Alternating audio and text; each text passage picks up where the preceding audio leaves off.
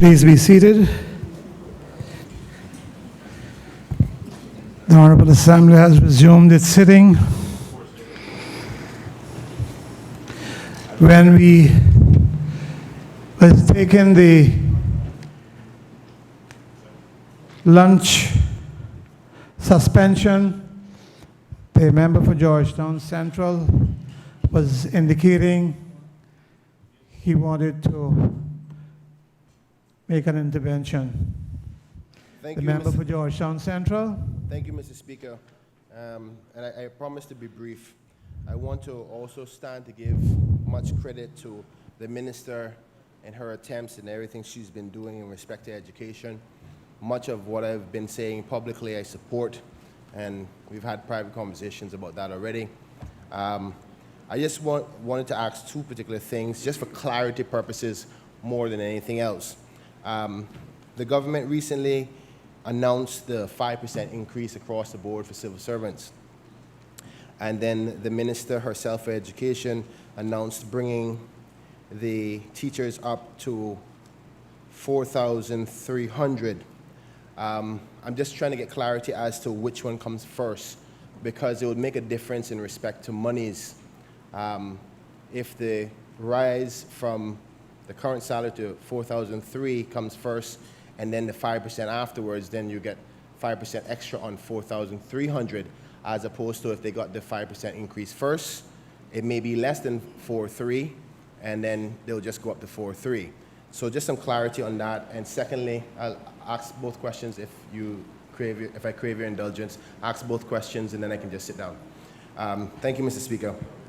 The second one was, the minister and the government may be also aware that publicly I've been given much support to their new dress policy and haircut policy.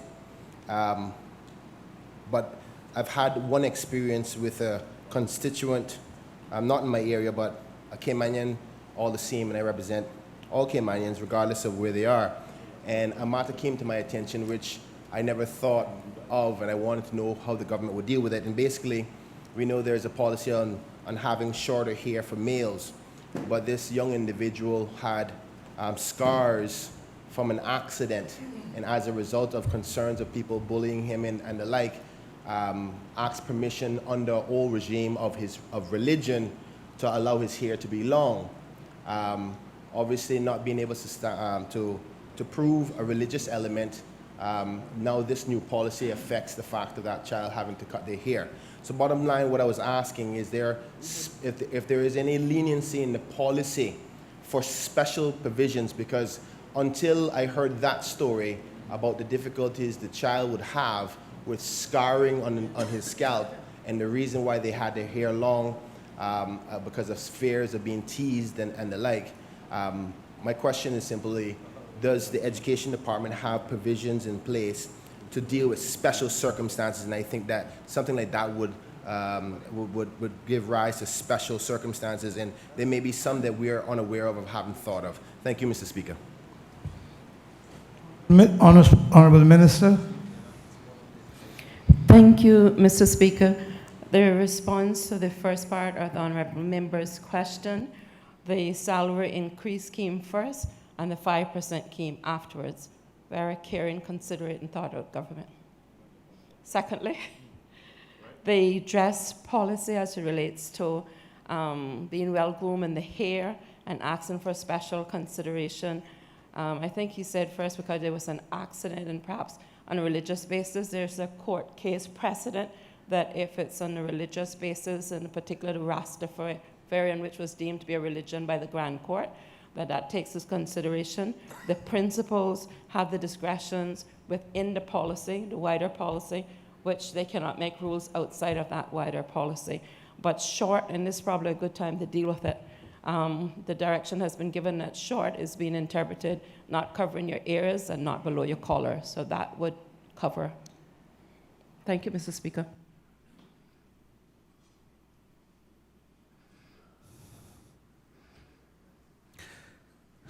Next item.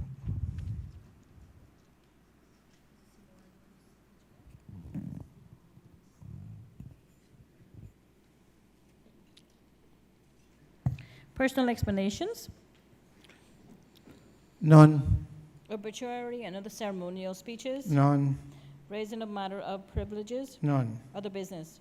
Private member motions. Private member motion number 1 of 2018-19, referendum on cruise berthing project, to be moved by the Honourable Leader of the Opposition, the elected member for Northside. The Leader of the Opposition.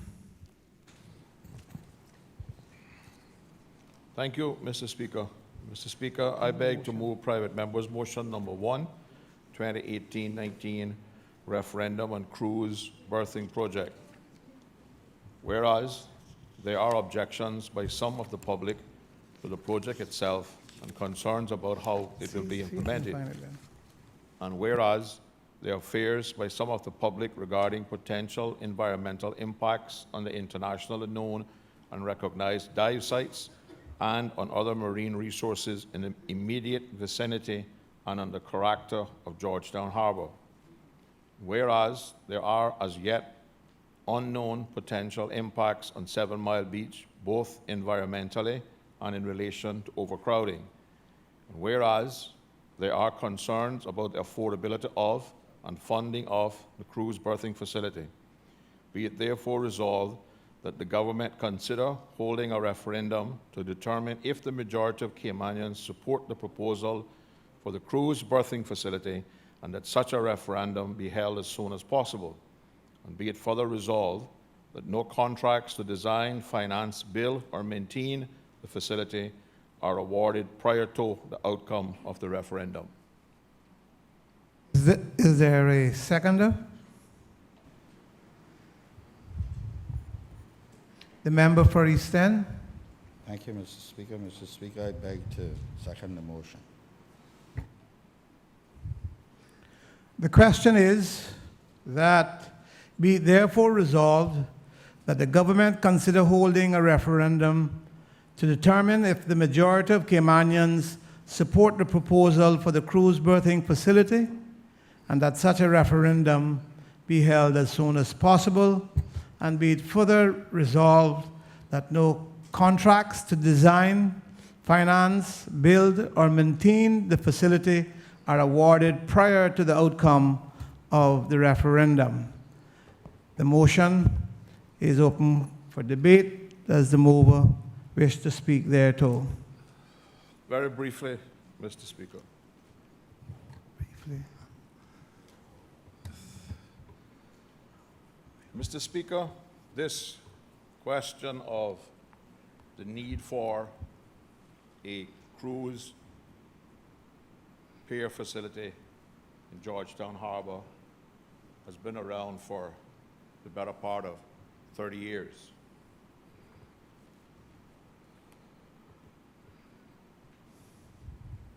The project has often been mired in controversy by those promoting it and by those who do not wish to see it.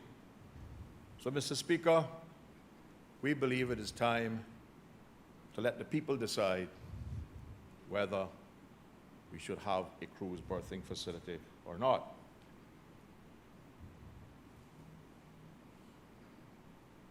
We believe that the need for this referendum on this matter of a cruise pier facility is clearly demonstrated by the differing and often opposing views expressed by members of this Honourable House and the people we represent and are privileged to represent and make decisions for and on their behalf, as well as their children and future generations.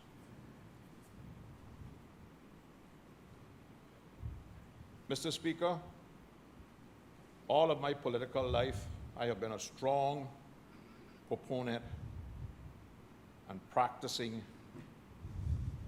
of the principle of participatory democracy. This referendum will enable every voter to express their choice, and democracy dictates that the majority decision stands, whether that be for the cruise pier or against the cruise pier. Mr. Speaker, I believe that this debate here today can also serve another purpose. It can give every member in this House, whether they are for or against the port, to clearly articulate to the people of the country the reasons why we need this cruise port facility, or the reasons that we do not need it, so as to equip our voters with the knowledge to make an informed decision if and when the referendum is held. So we are not voting here today, Mr. Speaker, against the port or for the port. What we are voting on here today is to give the people of this country the opportunity to express their democratic choice on whether we need a port for cruise ships or we don't. The debate in the public, and as I said, the debate here this afternoon, can serve us the opportunity to educate people on the need for this cruise port.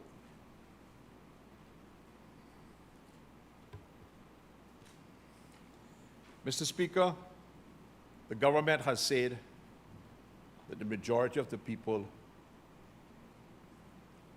want this cruise port facility, and the Premier yesterday in his State of the Nation address said that they were elected on a campaign to do the cruise port facility, and that the people expressed their choice when they elected them into the government, and therefore they have a mandate to do so.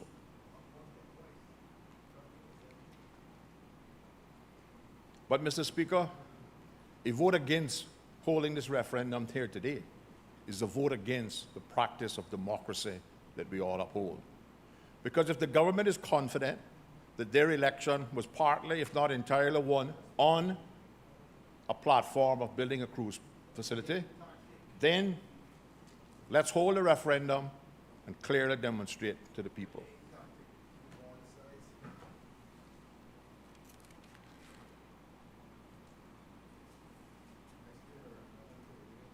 Mr. Speaker, I am sure, I know I am, and I believe that most members here, any way they go in this country today, are approached by people on both sides of that divide. They are approached by people who believe the cruise port facility is a good thing and it is needed, and they are approached by people who say it is not needed.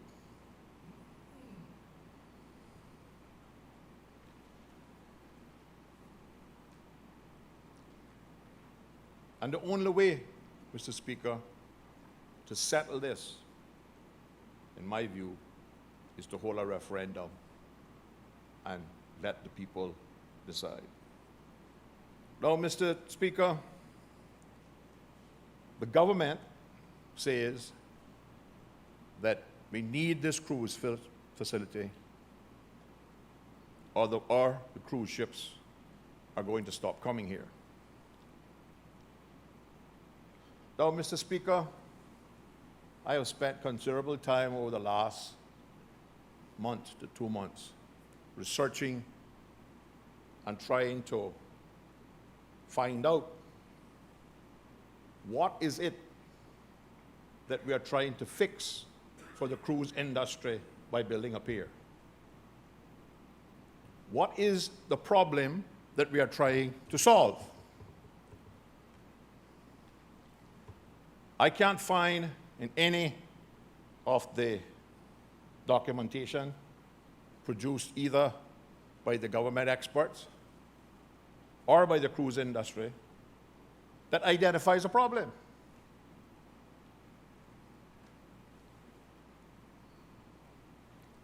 And, Mr. Speaker, we have to be very careful when we produce solutions, put them in a manifesto. And because in most democracies, and the Cayman Islands is not that much different, one's performance, one's success as a representative is often judged by how much of our manifesto we have got implemented. So oftentimes, we find governments looking for a place to put a solution. And I believe that this is one of those. Because, Mr. Speaker, if you look around the region, the Cayman Islands is rated number 2, the last evidence of a survey I could find. All of those who are rated below us have Piers. Why aren't they? If a pier is the solution, why aren't they more successful than us? And if you look to regional literature on the whole cruise industry, you find that most of those countries who allowed the cruise industry to beat them into submission of building a pier at huge expense, they are worse off now than before they had the pier. And we will have to look next door to Jamaica. Jamaica was number 5, and they had all of their cruise ports at that time had piers. The cruise ship companies told them that they were building mega ships and they need them to invest in a new port in Falmouth, and the Jamaican government went along with them. They built the pier in Falmouth. Any conversation I've had with people around Falmouth and trying to get benefits from the cruise industry are very unhappy. There was talk 2 or 3 months ago that the cruise industry was pulling out of Falmouth. Again, a threat by the cruise industry because there was some objection because they wanted to redredge the harbor again. And because certain environmentalists and other concerned people in the area started to object, they threatened to pull out. But the fact is, Jamaica did not climb up in the ratings by building a cruise port in Falmouth. So, Mr. Speaker, and Mr. Speaker, I want to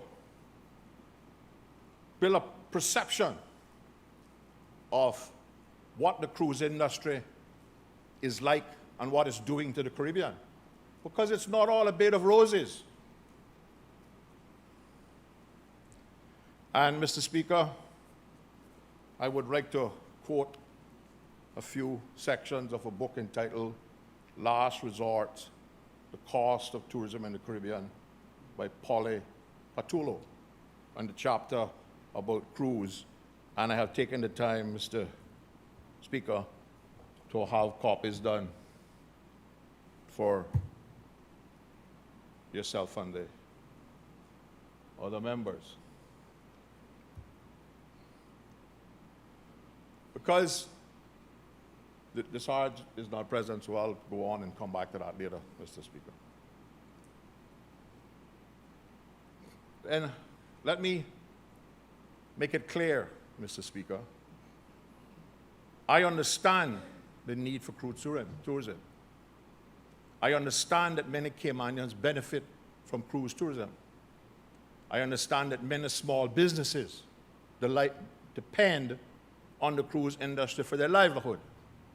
I understand that many big businesses depend on the cruise business for their livelihood. But I take a different approach to problem solving, Mr. Speaker, because I want us to be sure we're solving the right problem. Because if we're going to have sustainability, we have to solve the right problem.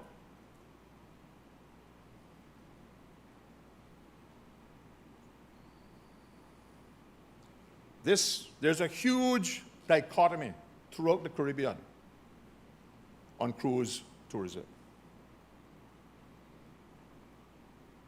It is felt in many of the countries, and in Cayman too.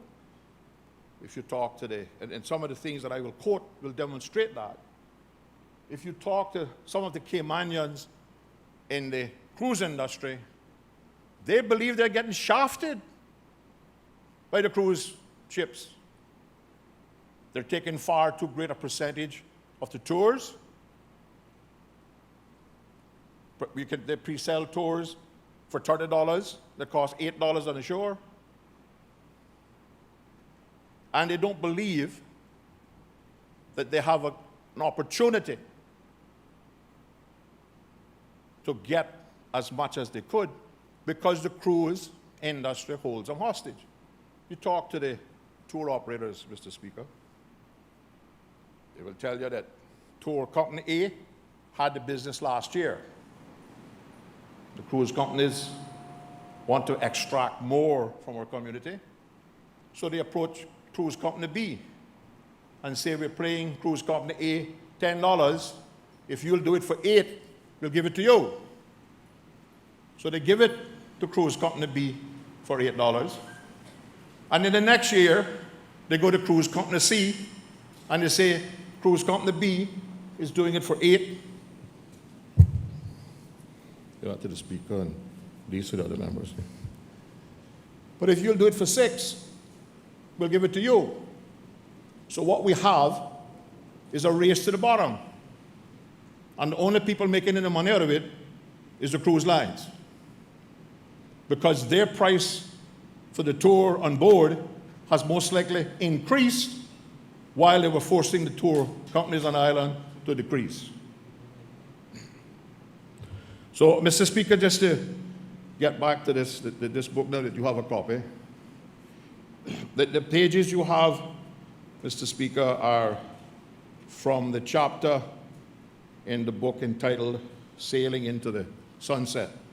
And the top page should be page 202. 1, 2, in the middle of the second paragraph of that page, 202, you will read, and I quote, the FCCA is in no doubt as to its requirements. Ports must be welcoming, modern, and comfortable in order to effectively accommodate upwards of 3,000 guests and crew arriving at the same time. Services must be first class, and ground excursions must be efficient, dependable, and offer visitors the best of the destination, is the FCCA's line. In an article, Keeping Up with the Megaships, it continued, when the passengers disembark, they should receive the same seamless attention and service as they do on board the cruise ships.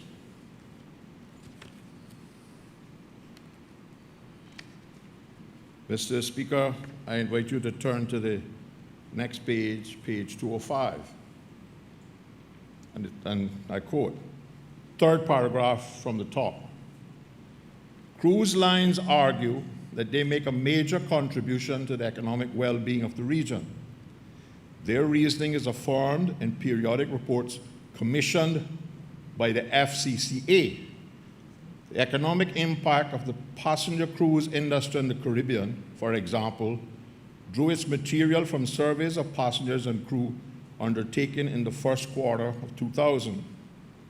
It reported that passengers and crew accounted for a total annual economic impact of US $2.6 billion throughout the Caribbean, of which US $1.4 million was in direct spending and US $1.2 billion in indirect. It estimated that a typical ship carrying 2,000 passengers and 900 crew members generated almost $259,000 in passengers and crew expenditure during a port visit. In a survey of 10 ports, average spending per passenger per call totaled US 104, ranging from from $173.24 US in the US Virgin Islands to $53.84 in San Juan, Puerto Rico. Crew members spent an average of US 72 per port and were similarly most attracted to goods and services in the US Virgin Islands. Other figures showed that cruise-related indirect expenditure generated 60,000 jobs throughout the Caribbean. The CTO, Caribbean Tourism Organization, own figures for passenger spend at various ports in 2002 shows a different pattern. The USVI scored highest in passenger spend with an estimate of US $260 and 77 cents, and at the bottom of the CTO's scale is St. Vincent with a passenger spend of US $15.36. Whatever the statistics, most of the passengers on shore expenditure went on duty-free shopping, with much less on tours and attractions and food. Excuse me, Mr. Speaker.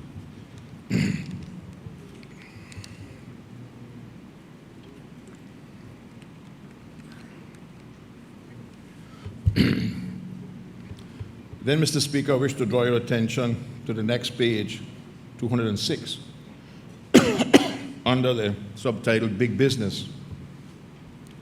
In the middle of the paragraph, the sentence begins, who benefits from the government's expenditure on port and shopping facilities and such expenses as extra police security?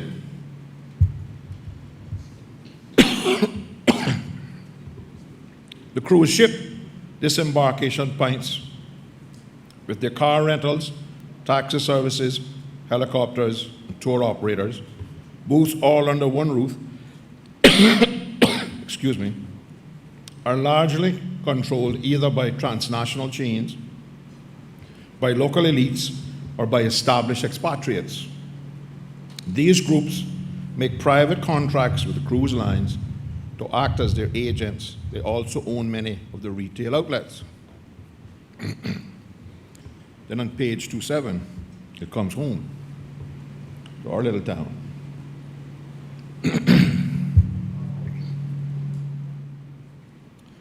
Complaints by small businesses in the Cayman Islands, for instance, illustrate this issue. Some years ago, taxi drivers, water sports businesses, and tour operators threatened to hold demonstrations against cruise ships if their grievances were not addressed. The main complaint excuse me, of the Committee Against Cruise Ship Abuse of local water sports taxi owners was that cruise lines pre-booked passengers on island and water sport tours with a few foreign-controlled companies. Small operators like us do not have the financial resources, marketing infrastructure, or contacts to approach the cruise lines in Miami, said Committee's Chairman Ronnie Banks.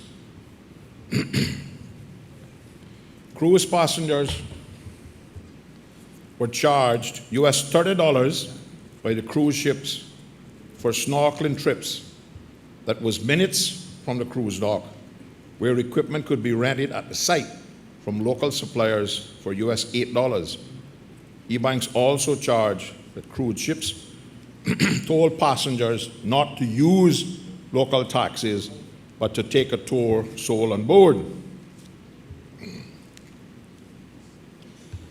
Let me turn to page 208, at the very bottom of that, the last paragraph, and it goes on to the top of page 209. Such flourishes have little to do with the Caribbean, but if the ship is the destination, the Caribbean itself loses relevance, except as a vague and shimmering backdrop. Or, as Carnival's Bob Dickerson put it, the limited amount of countries and ports offered is not a deterrent to Carnival customers. After all, the ship is the attraction, not the port of call. Both the covert message of the cruise industry and its upfront promotion material compare cruise tourism favorably to land-based tourism. Should anyone be in doubt that the cruise ships are in competition with us, the attached photocopy of a Royal Caribbean advertisement should set their mind at rest, was the curt memorandum sent by John Bell, Executive Vice President of the Caribbean Hotel Association, to his board of directors and member hotel association. The advertisement was headed, "Why a hotel should be your last resort," and the introductory blurb began, "There's not a lobby on earth that can stack up to the Centrum on a Royal Caribbean ship." Now compare all that a Royal Caribbean cruise offers versus a typical resort, and you'll stop pretty quickly. There just is no comparison. A Royal Caribbean cruise ship is a resort of the very first order. Choosing anything less should be your last resort. I made those quotations, Mr. Speaker, to demonstrate that all is not hunky-dory in the cruise industry in the countries that they visit. I believe there are more problems in those quotations with the cruise industry in Cayman that need to be addressed that a peer will not even have any effect on.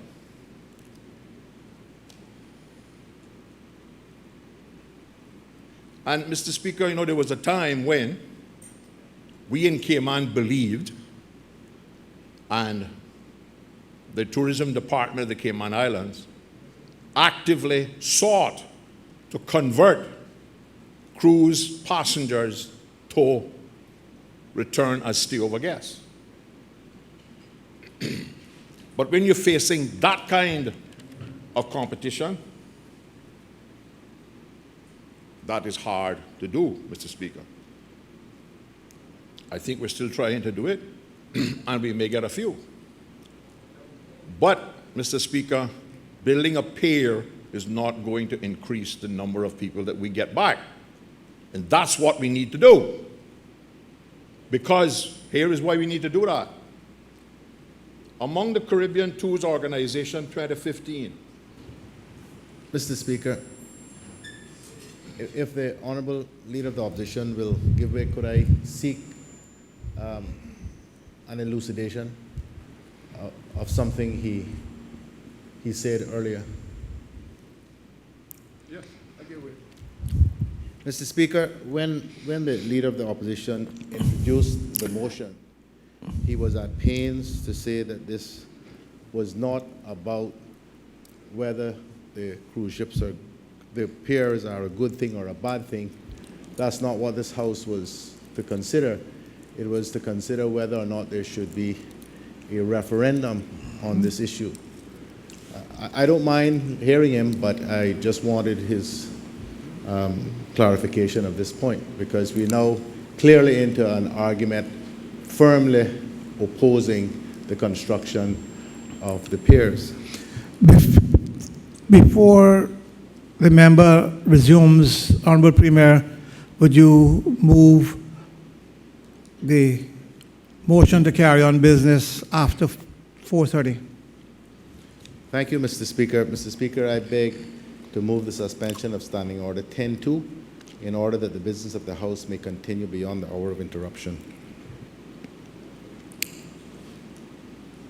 The motion is that the House continues after 4:30.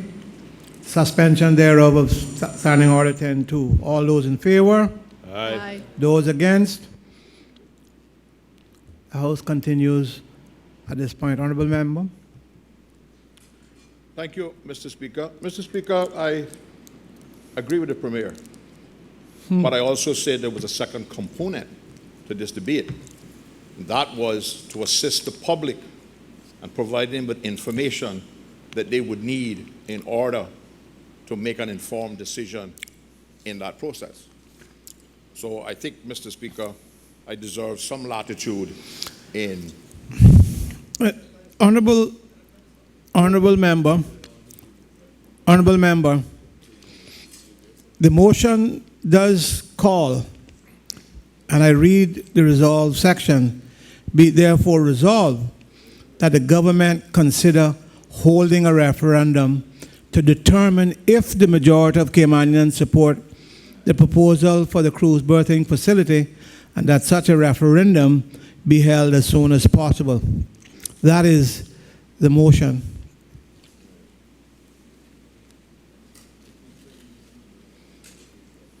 Agreed, Mr. Speaker.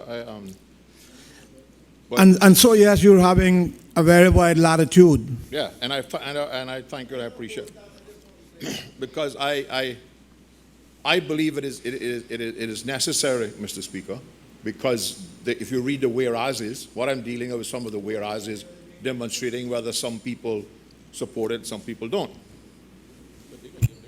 And the government will have an even wider latitude to give their side. And that's what I want the people to hear.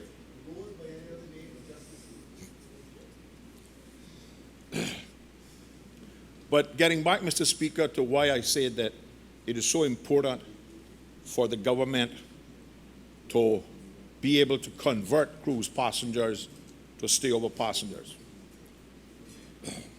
According to the Caribbean Tours Organization, 2015,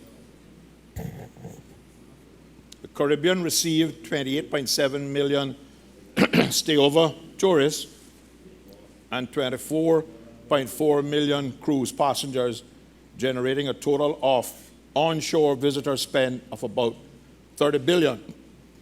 Excuse me. Of this around, US 2.4 billion came from the cruise passengers, while 27.6 billion, or 11.5 times more, was spent by stayover tourists. So, Mr. Speaker, what we want to achieve, I believe, in terms of sustainability in our tourism industry is increased stayover passengers, stayover tourists, and we want to convert more of our cruise passengers to stayover cruise passengers. How do we do that?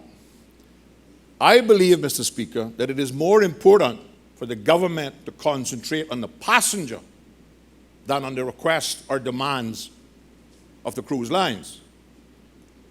What we have to do is to make sure that every cruise passenger is so well treated and is so much, and he likes Cayman so much that he wants to come back, either as a cruise passenger, but preferably as a stayover passenger. But I don't believe, Mr. Speaker, that building a pier is going to do that.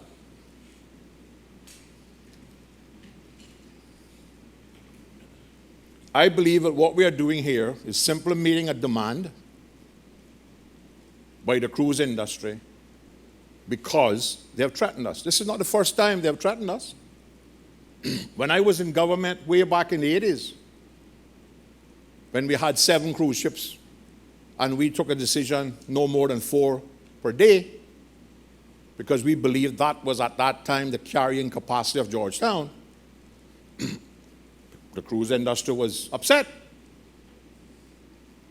The people in the cruise industry and the business in Georgetown was upset for about 6 months when they realized that because they were getting enough passengers but less than 7 ships, they were making more money because they had time to treat their passengers well, they had time to practice customer service, and they had time to complete sales. What we're proposing to do here, Mr. Speaker, by building these 2 piers, is to add hundreds of thousands of people in a 5-month period in Georgetown Harbor. And I don't think that is going to be good for business because the business case says you got to have 2.3 million passengers in order to service the debt. I didn't make up none of the numbers. And we're not getting 2.3 million now. We're getting now 1.5, depending who you talk to, 1.6, 1.7. So that's 700,000. And the majority of the cruise passengers come in a 5-month period between November to March. So, Mr. Speaker, I firmly believe that we need to be more careful and clearly identify the problem. Where is the complaint from the cruise industry about the tenders? Here's what my research shows me over years. When they brought out the Freedom class, I believe they're called, big ones, they were big then, 3,000, 4,000 passengers. If we didn't build a port in Georgetown, they weren't coming. One or two of them stopped coming for a short period of time until their sales fell off. Because Georgetown was a port that was important to their passengers and they wanted to come to Georgetown. And they came running back to Georgetown and begged a tender service to provide tenders for them. But they had come to us, this country, and told us that those ships could never possibly be tendered. We have the same situation now. Part of what they're saying is that the big ships, like the Oasis class ships, cannot be tendered. Is that really true? Yesterday, the tenders had to take off a medical emergency off of the Harmony of the Seas. If you can take a patient off a gurney through the hole in the side of the ship onto the tender and bring them shore safely, I believe people can walk on. It can't be a numbers thing, because the original reason for the numbers was that we had never tendered a ship with 4,000 passengers, and all they did was increase the tenders. We can do the same thing with the Oasis class ships, just increase the number of tenders. Because you see, Mr. Speaker, my research indicates the problem is not the tenders. I go down on the Royal Waterland, I sit down on the porch there, and I take out my little stopwatch, and I start it when the tender leaves the dock, time it going out to the ship, takes about 8 minutes.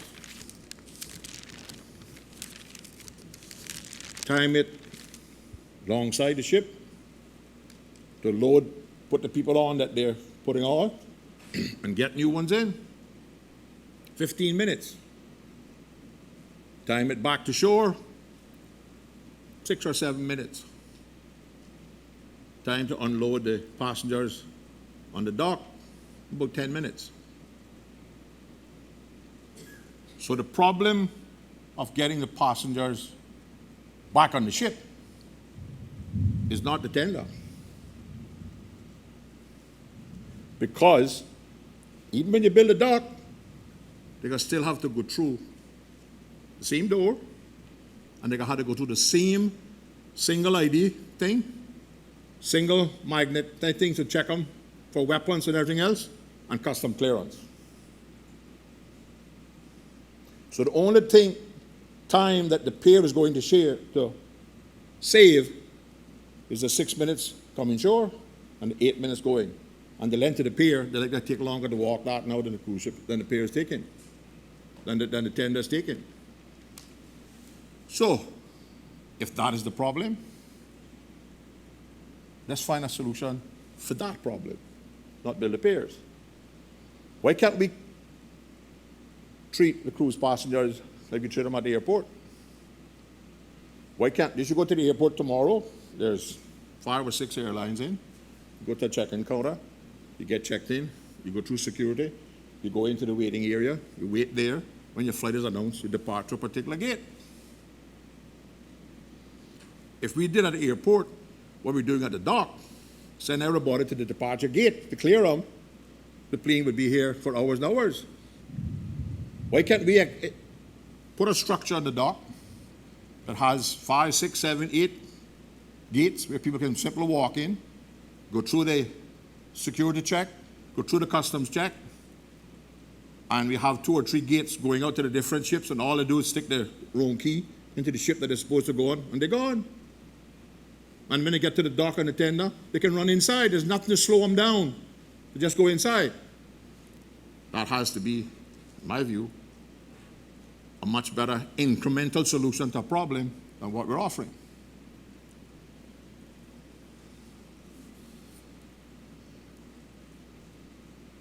I understand, Mr. Speaker, that the cruise ships had actually agreed to that some time back,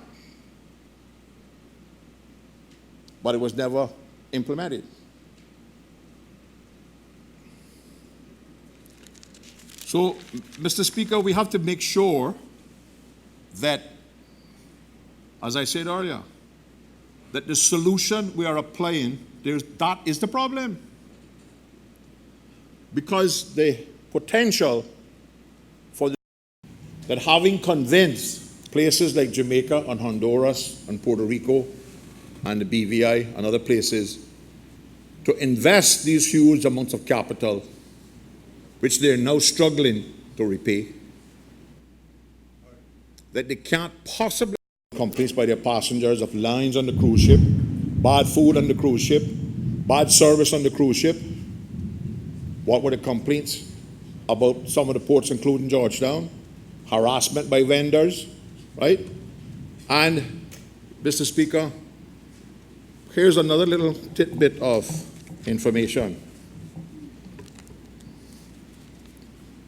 Why is the cruise industry demanding that we spend 150 to 180 million on a cruise port when they don't have cruise facilities in islands that they own? Mr. Speaker, Disney owns Castaway Cay in the Bahamas. They have a dock. Royal Caribbean Cruise Line has Coco Cay in the Bahamas. They don't have a dock. They use tender. They also have Labadee in Haiti, and they've just built a dock there, one dock there. Carnival have Half Moon Cay and Princess Keys, and they tender there.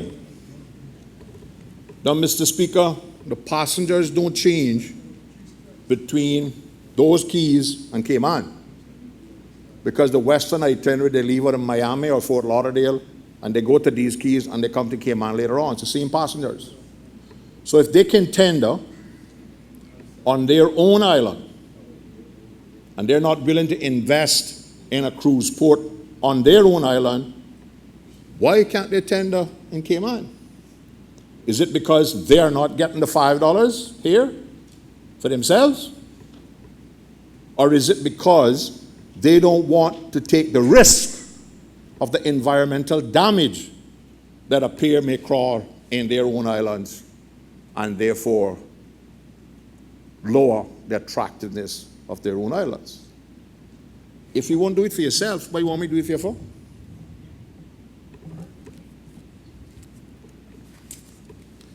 So, Mr. Speaker, I believe the tender service could be improved. Do we need to improve the tender service? Absolutely.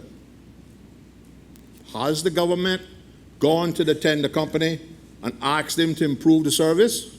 And they have said no, so therefore we need a pier? I don't know. Don't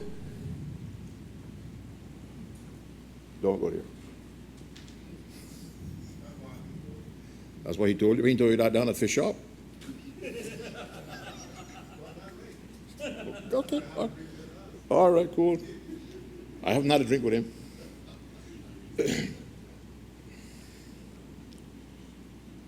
The point is, if we don't have large-scale complaints from passengers about the tender service in Cayman, if the cruise ships cannot produce evidence that the tender service in Cayman is costing them to lose passengers, why are we acquiescing to build a dock on their behalf?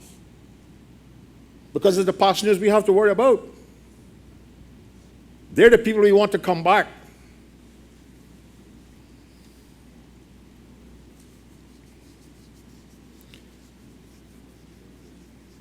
And Mr. Speaker, another observation that I made while I was observing the tenders operating on the dock. I have been one of those who have advocated that we need bigger tenders, we need multi-hull tenders to carry more people, so it should be faster. But what I did observe was that the tenders who brought around about 100 to 150 people spent less time beside the dock, beside the ship. So therefore, the passenger who got on first had to wait less time to get shore if they brought 100 or 150 than the one who was bringing 200. So maybe there's a happy medium that needs to be struck there so that they don't have to wait that long. But again, that wait there isn't going to change with a pair. The process of exiting a cruise ship is not going to change if the Cayman Islands invest $150 million in a pair.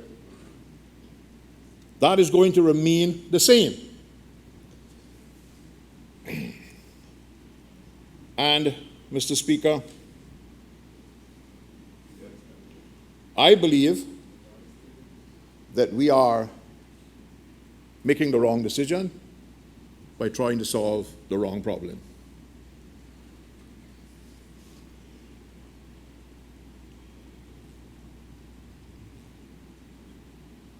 I believe that we are making this decision on incomplete and single solution and predetermined solution to the problem.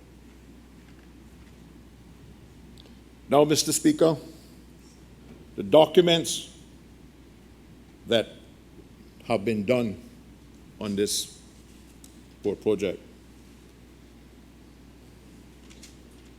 are, as far as I can determine, there may be others, the strategic outline case, which is not in the public, outline business case, which is in the public, the environmental impact assessment in the public, the environmental assessment board in the public, site plan of the dock and the new design of one pier I hear is now going in deep water, not in the public, the Mott MacDonald concept of where we decided on which of three things to build, not in the public.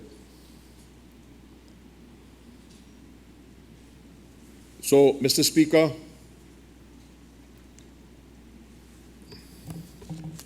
well, the Minister says it's in the public, Mr. Minister, and I mean, Mr. Speaker, and I'm not, I can't argue with that. On his website, I download public engagement online business case, and that appendix is blank, and the computer says page not found. And maybe the document exists somewhere else. There is reference to the document in the EIA.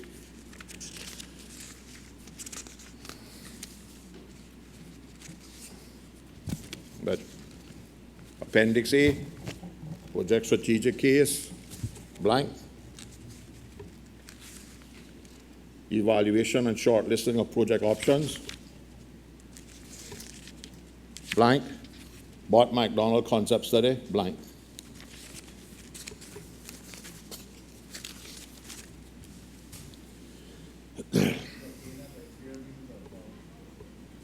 Both.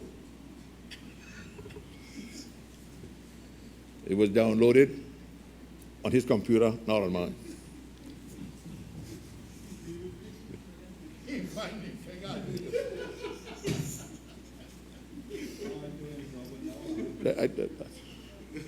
He's the computer juggernaut, not me. I was raised with no telephone and lamplight. That's the ones you get. Mr. Speaker, again, my review of these documentation suggests some inconsistencies and some big holes. And I believe this is a big decision. And I would like to make a few comments which will give the minister the opportunity. I'll open the door for the minister to expound in great detail on these reports that I don't have and that they don't have. So, Mr. Speaker, the strategic outline case is not in the public, but the outline business case does say that it was preconceived that we were going to build a pier. There is no evidence that we identified a problem or problems and we looked for solutions. The strategic outline case, according to the outline business case, clearly states that it's all about how was best to build a pier. There was no preamble that said, this is the problem we have. The cruise passengers are complaining about the tenders. The cruise passengers are complaining about standing up in the hot sun in the dock. The cruise passengers are complaining about getting wet, going to the ship. The cruise passengers are complaining, and then there was a solution, the issues that involved that, what need to be corrected to correct those problems. We decided a long time ago that the only solution we were looking for was to build a pier, and what all of these documentation is about is how best to build a pier.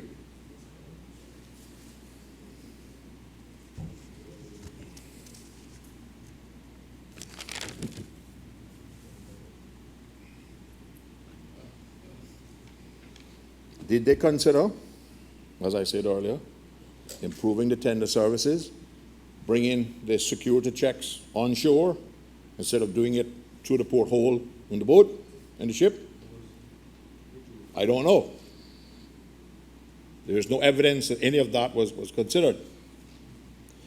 And, Mr. Speaker, the other big concern I have about the online business case is the online business case is predicated on a 1% reduction in cruise passengers since 2015, or a 1% increase if we didn't build a pier since 2013, or a 1% increase if we built a pier since 2013, and their sensitivity test was 3% loss without a pier, 3% growth without a pier. And congratulations to the minister. He turned the whole report upside down. For the 5 years that he has been minister, we have had at least 3% growth every year without a pier.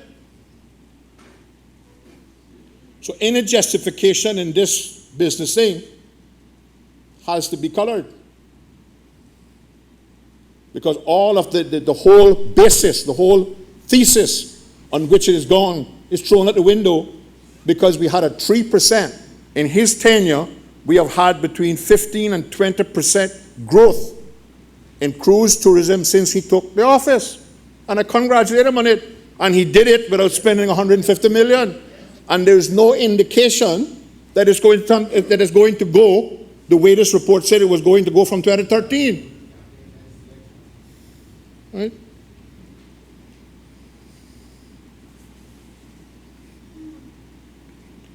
I know, Mr. Speaker, they once called me a armchair economist up in here, and I don't claim to have no economic knowledge. But when I read a document that's predicated on that, and I know what the minister has done, the document is irrelevant. It can't have any significance anymore.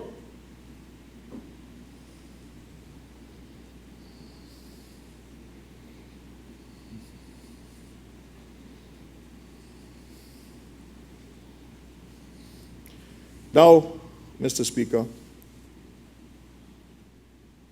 as I said earlier, we are still, and Mr. Speaker, we are experiencing that 3% growth without a pier when other destinations are losing business with piers.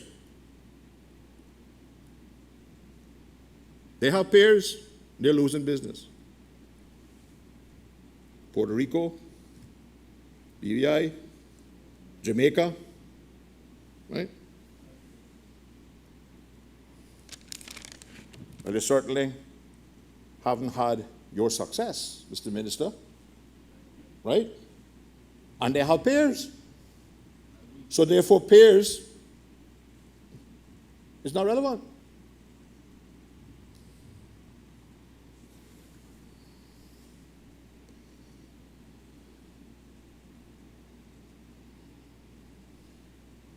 Mr. Speaker, this is why we need a referendum for the people to decide. Because right now, the only people making this decision is the cruise industry. And how are they doing it? They're doing it by bullying and intimidation and threats that are not founded in reality.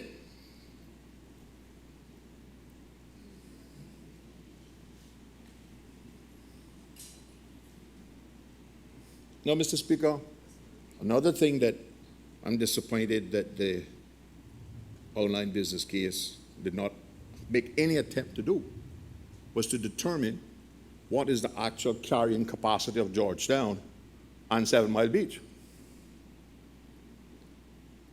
Because unless we determine that, just arbitrarily allowing the cruise ship to dump passengers in Georgetown is going to be very detrimental to our tourism industry. And the amount of stayover passengers we get is going to get less and less and less because the experience of the cruise passenger on shore is going to be terrible. Everywhere he goes, there are going to be long lines to get into the stores, to get into the restaurants, whatever they want to do. What is the carrying capacity of 7 Mile Beach? What is the carrying capacity of Stingray City? Mr. Speaker, there's a time in life when enough is enough. And not because you have more, you're in a better off. And I believe, as we did in the late,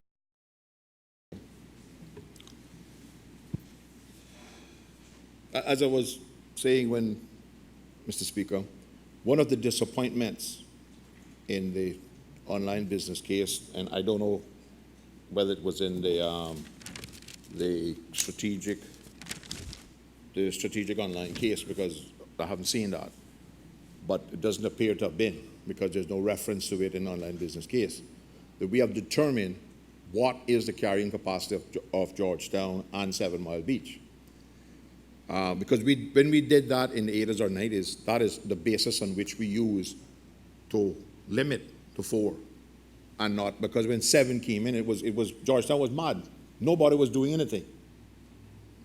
And my concern here that adding this couple of 100,000 passengers to Georgetown Harbor has the potential to do the same thing. And particularly when we now realize, Mr. Speaker, that many of the facilities on 7 Mile Beach that cater to cruise tourism is now gone. Royal Palms is gone, Tika Beach is gone, Handel is gone. Right now we're basically left with 7 Mile Beach. And I drove down a couple of days and that almost looked like the pictures you see of beaches in China. You could hardly see the color of sand for the number of people there. Certainly no space for Caymanians to go when a cruise ship is in. So I believe that we need to, again, as I said, concentrate on the passenger and make decisions that give us an opportunity to provide better services to the passengers and make the passengers happy, and use that as leverage against the cruise ship to make them come to the Cayman Islands. Because the reason the Freedom Class comes here now is because the cruise passengers demanded that they put Cayman back on the itinerary, and they had to do it, and they had to come here, and they had to go and get the tenders. We can do the same thing with Oasis class ships. They can be tendered. If we're tendering what looks to me to be a Freedom class ship with 4, maybe 5 tenders, 4,000 odd. OSS class 6, well, we may need 6 tenders. But it can be done.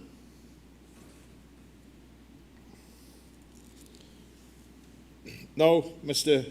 Speaker, the EIA findings are somewhat troubling in many instances. I wonder why the business case selected what I believe is the wrong. When I talk to the mariners in my family, they tell me that that's the wrong way to dock a cruise ship.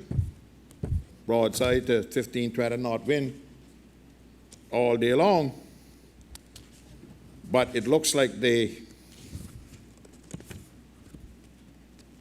online business case opted to take not the one that was doing the less environmental damage, but the one that they believed was best for the industry. And I saw somewhere in the documentation where some sea captain said it was such a good thing, so easy to navigate into the docks and the way they were aligned because he was going head into wind. Well, whoever set up that simulator for him had the compass upside down because the prevailing winds in the Cayman Islands, November to March, is northeast, not southeast. And when I showed the plans to mariners in my family in relation to the piers that were being built before with the same alignment, he simply looked at it and said it couldn't work. And I said, well, you need to be a little more specific than that.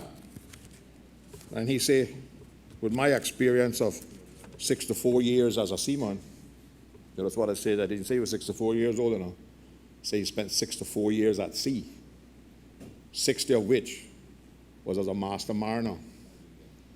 He's 85 years old today and he retired last year, docking super tankers in the Gulf. And he looked at it and said, it can't work. I said, why? He said, they're too close together and they're in the wrong line. I said, why? I said, well, I just come off a super tanker in the Gulf with a lighter beside it, traveling on the same compass, heading 3 knots, and I had 9 ropes between the 2 ships to hold them together. That cruise ship in 20 knot wind is going to require between 9 and 11 ropes to keep it to the dock. No captain in his right mind is going to turn on his bow thrusters before he gets his lines on board, because the last thing he wants is some lines entangled in his thrusters. But you see, these experts that we bring in don't have the experience to think about those kind of things. They're engineers who design docks. And by the time all of that is done, he done hit the ship on the other side.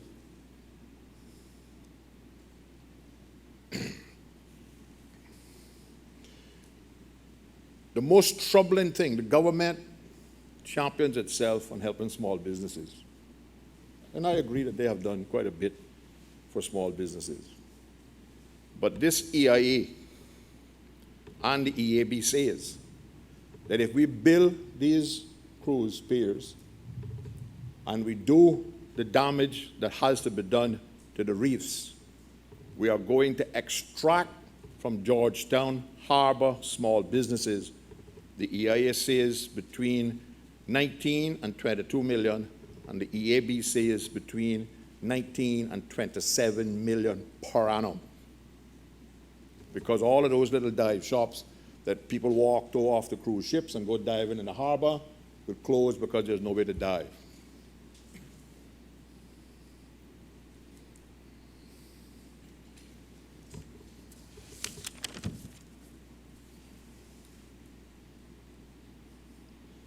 The other glaring evaluation on the EIA is there's no geological data on the seabed. So they don't know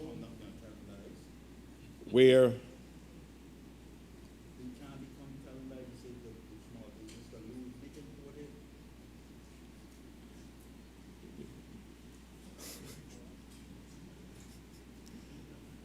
So, Mr. Speaker,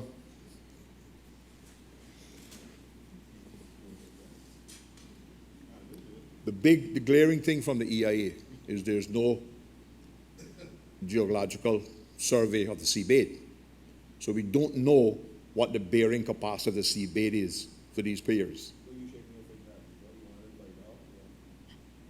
So somebody is going to have to do that kind of work before they can do the design. Because if it's, as we suspect they are, caves, and then we go diving up there, they're caves, and it's limestone, and it's not granite, you got to go down until you get solid rock. So somebody's going to have to pay for that before they can design the pilings and where the pilings are going to be located and how many pilings they need and what the footprint of the pilings are. None of that is addressed in the EIA.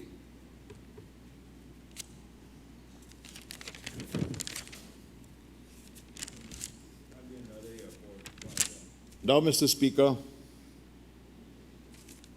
the EAB is even more troubling in the things that they say about the EIA and the shortcomings, the environmental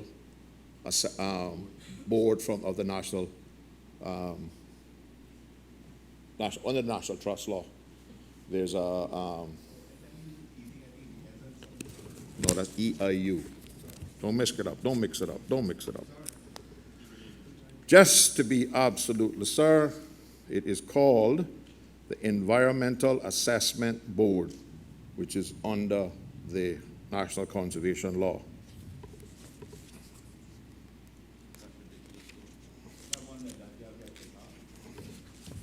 No, they can't kick her off this one.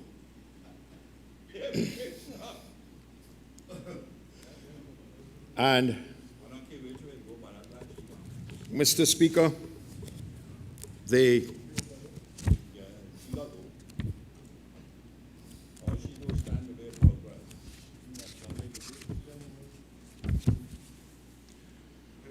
I get back to my original argument, Mr. Speaker. I believe I have identified enough concerns about the documents that the government is relying on and the completeness thereof to make this decision that we need to get back to my original argument, is that we need to determine what the problem is that we want to fix. Because the evidence I have, those countries who have gone in debt, and that's another thing, Mr. Speaker, we keep hearing that this dock is not going to be built if it's going to cost the people of this country anything. If that is the hardcore statement, Mr. Speaker, the dock will never be built. Because whoever the financer is for this is going to have to get monies that currently come to the Cayman Islands people in one form or another, through the Port Authority, through the tenders, or through government direct revenue. The last accounts I saw suggest, and the minister can correct me if I'm wrong, the tenders are getting between $4 and $5 per passenger. That money is coming into the Cayman economy. They have a lot of Caymanians employed, then they spend their money in Cayman. If you're going to shut down the tenders because they build a dock, that money is gone. Whether the cruise ships pay it to the financier or they keep it for themselves, they no longer have to pay it because they're paying it now. Well, it's passengers eventually, but they're paying the tender people. The Port Authority, in different forms, gets somewhere around $12, I think it is, the last numbers I saw.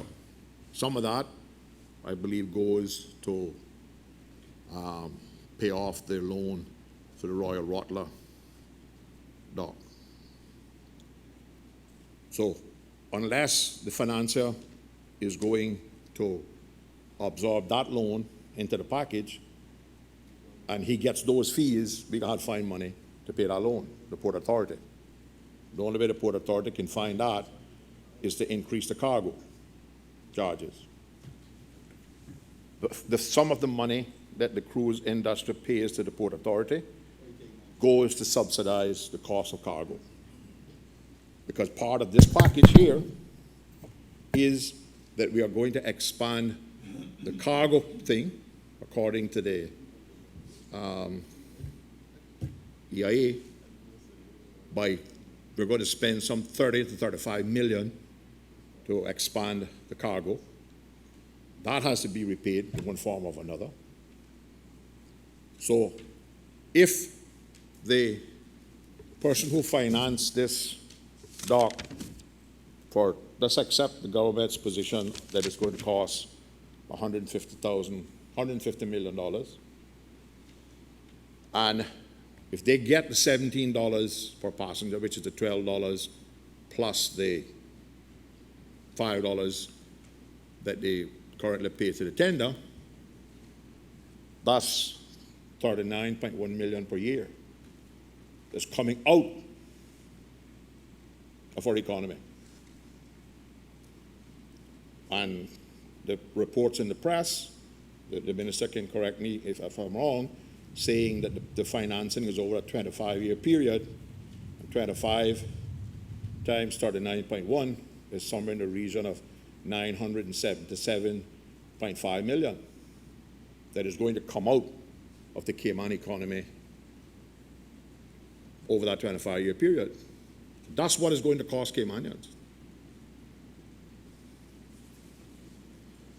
Because even we say that I believe in some of the documentation, it suggests that government is currently getting somewhere around 20 plus million from the cruise ship and the port operation through various fees. So even if we have to give that up for 25 years, that's 500 million out of government revenue over that period of time that has to be replaced. Well, listen, I ain't no word about that.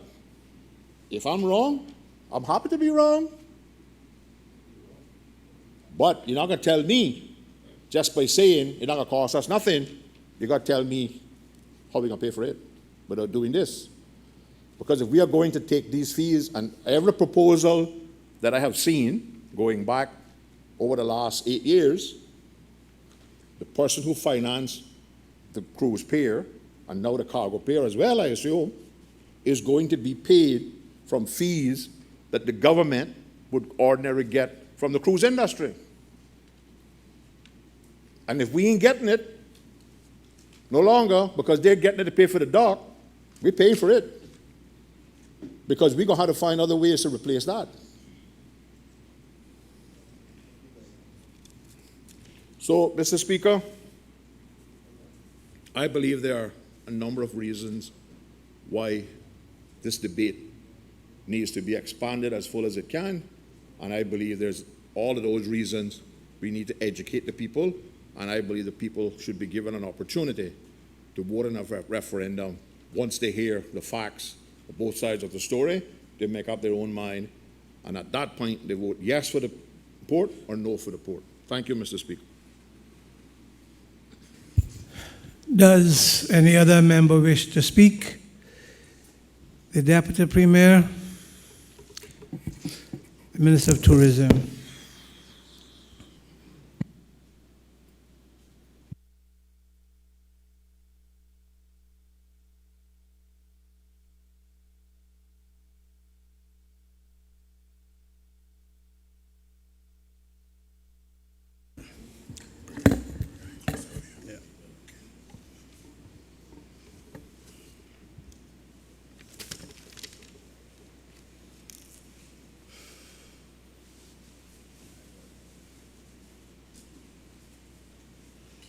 Thank you, Mr. Speaker. Mr. Speaker, I rise to make my contribution on private member's motion 1/2018-2019, referendum on cruise berthing project. Mr. Speaker, before I read the whereas and the whereas and the whereas and the whereas, I'd just like to make a very simple statement that seems to have been tossed around. I have to say a very big thank you to the member who has just brought the motion. I didn't hear anything, but I've heard and read where I have a conflict with businesses in Georgetown. And this, no, never from you. I just said thank you, sir.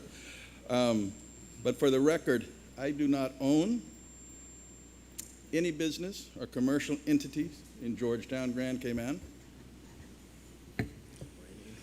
or any interest in them. I have a register of interest, as every one of us in this honorable house have. It has been there for 13 years, and at some points it's even been in the front page of newspapers. It's a public document. So again, I say a thank you to the Leader of the Opposition for his contribution. Now, Mr. Speaker, if I was pressed for time based on the debate I just heard and talking about the life cycle of a country and how we evolve, I would ask every person here to open their minds, think about the growth of a country, think about the seaplane when it used to land in the North Sound and start our tourism. Think about how a little boat would go next to that seaplane and it would tender the passengers ashore. Mr. Speaker, where would we be today if we had stopped at that point? Where would we be today? Mr. Speaker, I'm not going to sit down. I owe it to the Leader of the Opposition and to this country to talk about the issues. I'm very happy to have the opportunity to offer my contribution. I'm happy that to provide the members with a much better understanding from the government's perspective and the process that we have gone through. I'm hopeful that today, as I go through all of the process for the last 5 years, it will jog some memories. And people will start saying, oh yeah, I remember that. I understand that. All the reports I'll reference were published on the Ministry of Tourism's website between 2014, 2016, depending on the dates they were received by the ministry. I take note of the Leader of the Opposition statement, and I actually have a copy of the outline business case here. And I will provide him with a copy of that and make sure it's put up. But just to clarify one of his questions about the dock itself, it says, strategic outline case, cruise berthing facility. This document provides information to relevant stakeholders to inform deliberations concerning the potential development of new berthing facilities for visiting cruise ships. So it was in this document, not the second one you cited.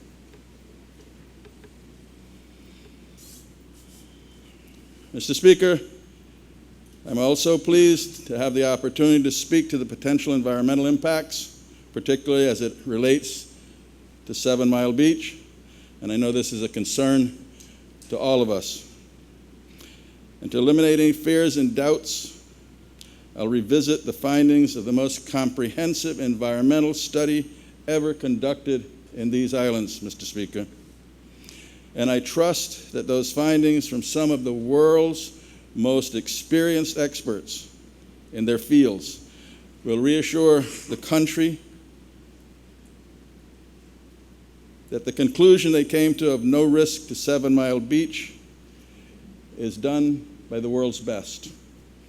The financial modeling for funding the Piers has been identified and referenced in various reports as far back as 2013, and it has been discussed in public communications issued by the Ministry of Tourism at various junctures since then through to present time.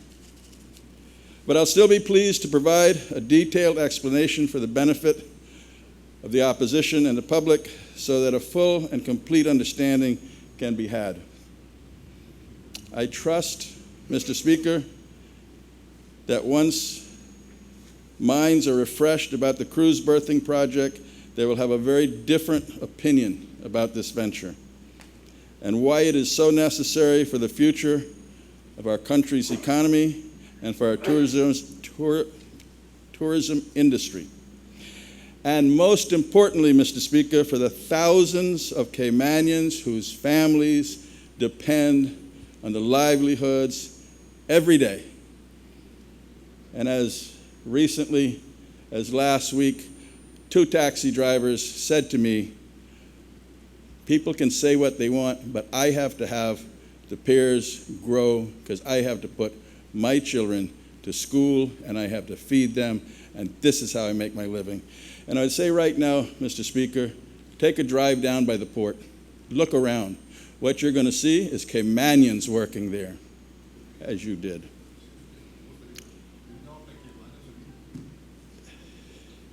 Obviously, you didn't have to take a taxi. In order to provide a comprehensive response, I'll start at the beginning with the strategic outline case, which was developed in April 2013 by the CBF Steering Committee. Mr. Speaker, when I assumed the responsibility of Minister of Tourism in 2013, the strategic outline case was commissioned by the former tourism minister, and it was already in the works, nearly complete. And rather than saying this wasn't started by our PPM government, it was what we had campaigned on, Mr. Speaker. It was the first referendum that was held about cruise berthing facilities in Georgetown. So we were happy that the document had been started, and we continued with it.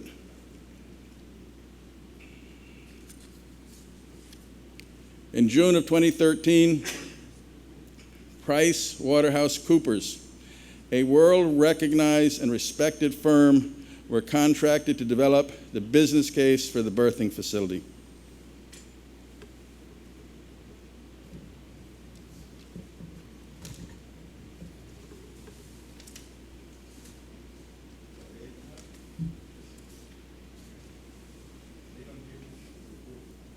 Right there.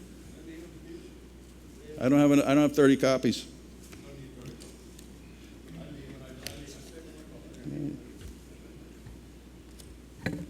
Mr. Speaker, just give me a second. I'm looking for one document here.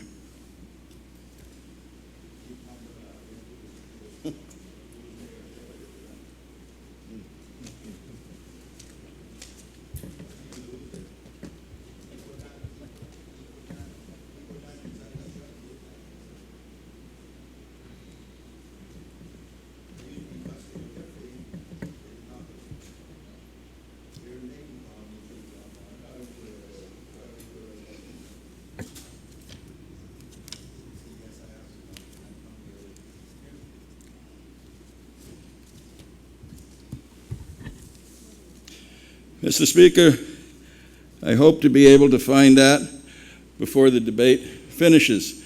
But what the document is, Mr. Speaker, is a complete outline of the different consultants that the government has hired.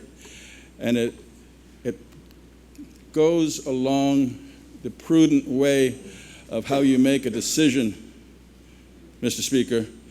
When you have something as important as this, you gather the most information that you possibly can, and you are able to make an informed decision. And the government is an elected arm that has a responsibility to have the most and the most accurate information available to it to make the proper decision. And the reason I was looking for the document, which I have, is because the different companies that we hired that were brought on through an RFP are the best in class and tremendously respected globally. PwC was tasked to assess the project and provide an independent opinion of the socio-economic benefits and the environmental risks. So what the outlined business case was, Mr. Speaker, was a long process of an overarching responsibility to gather all the information that was available to say whether it was in the best interest of the Cayman Islands to build a cruise berthing facility after it took in all of the environmental information, all of the economic information, and put a value on it, and then give a report to the people of the country through the government. The business case identified that 2 piers would be most suited to our needs. It also recommended having the cruise lines involved in the financing modeling, which is precisely what this government is seeking to do. Why? Because when the cruise lines have a financial involvement, they continue to bring passengers to the destination. The next major piece of work, Mr. Speaker, was the development of the terms of reference for the environmental impact assessment. This was carried out by world-renowned Mott MacDonald in consultation with the Department of Environment as well as the public.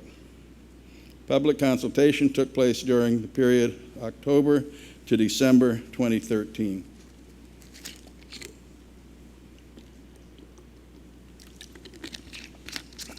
Mr. Speaker, an RFP for an environmental impact assessment was issued December 2013. March the following year, 2014, to Beard. Coastal Engineers Limited were appointed to carry out the EIA with the same global credentials of best in class. The EIA was so broad in scope, it took 15 months to complete and was not received by the government till June 2015. Now, simply put, Mr. Speaker, the reason it took 15 months because through the year, the currents are different, the wave action is different, the winds are different. This all had to be measured and reported in a way that would take us forward in an informed way. The final report covers 14 individual areas of study and is 425 pages in length. Since a very technical document, Baird provided an environmental statement and a non-technical summary in layman's language to make its findings easier to understand.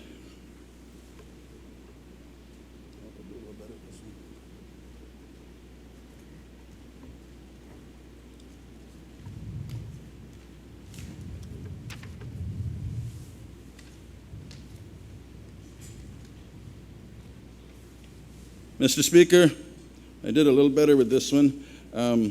I just want to read from the Baird report with your permission, and I have copies. Because if you remember,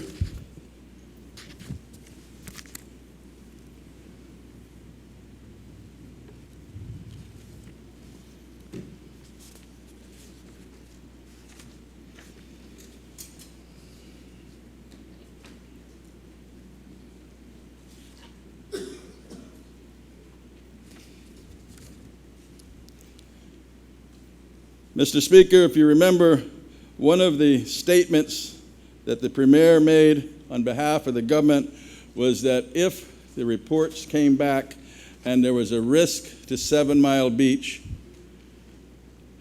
the project would be stopped. This is June 2nd, 2015, proposed cruise berthing facility, Grand Cayman, environmental and engineering consultancy services, environmental statement. It's done by Beard, B-A-I-R-D. On page 18, it says, no significant sediment of the dredge berthing areas is expected under typical conditions. The project will not result in any significant impact on 7 Mile Beach, as no significant sediment transport occurs between Georgetown Harbor and 7 Mile Beach. Now, Mr. Speaker, I'm not an environmentalist, I'm not an engineer, but I believe that the process of hiring the best that you could find is the right way to approach it with something as sensitive as 7 Mile Beach. So I'm happy to be able to lay this, Mr. Speaker. Mr. Speaker, I also take the opportunity to say a few things about the consultants. PricewaterhouseCoopers is the second largest professional services firm in the world. It is one of the 4 auditors, along with Deloitte, E&Y, and KPMG. PwC has been ranked as the most prestigious accounting firm in the world for 7 consecutive years, has a network in 158 countries, and it provides services to 422 out of the 500 Fortune 500 companies. I think that the outline business case was done by one of the best firms globally. Mr. Speaker, the government hired Mott MacDonald Group. It's a UK consultancy established in 1989. It employs 16,000 staff in 150 countries and is one of the largest employee-owned companies in the world. It is among the top-ranked firms in the annual league published by Engineering News Records. It has worked on notable projects including London Heathrow Terminal 5, Manchester Civil Justice Center, and a $41 million rehabilitation project announced by New York Governor Andrew Cuomo, to name just a few. And I think you can see the trend of best in class that the government followed.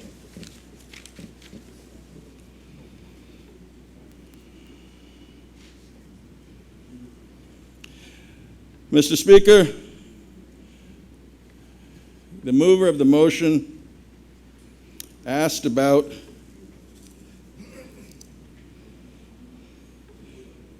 the economic benefit. When the EIA was complete, PwC updated the original business case with the EIA findings and provided a cost-benefit analysis for the project in its entirety. The calculations were done to quantify the economic value and place a dollar figure on the impact to the environment. This established an assessment to be made of economic benefits the Piers would bring to the country. So, Mr. Speaker, what this means is that the responsibility of PwC was to analyze the environmental report done by Beard. It was to look at the business case of the economic value and to continue to update the business case as it went along. Example being the value of the growth of certain businesses, and I'll use a jet ski business in Georgetown Harbor. If they were making $100 a day in Georgetown Harbor and they moved up to West Bay, would they be making the same $100 a day? Or would it be less, or would it be more? There's an economic value to that. There's also, if you were working on a tender and the tender was not running and you got a job at Calico Jack's, what is the economic difference of that? So, Mr. Speaker, that is the outline of what the responsibility was, the socio-economic benefit of the case. And shortly after, the BREA report is a business research and economic advisors report to analyze the impact of the cruise berthing facility on cruise passenger spend and time ashore.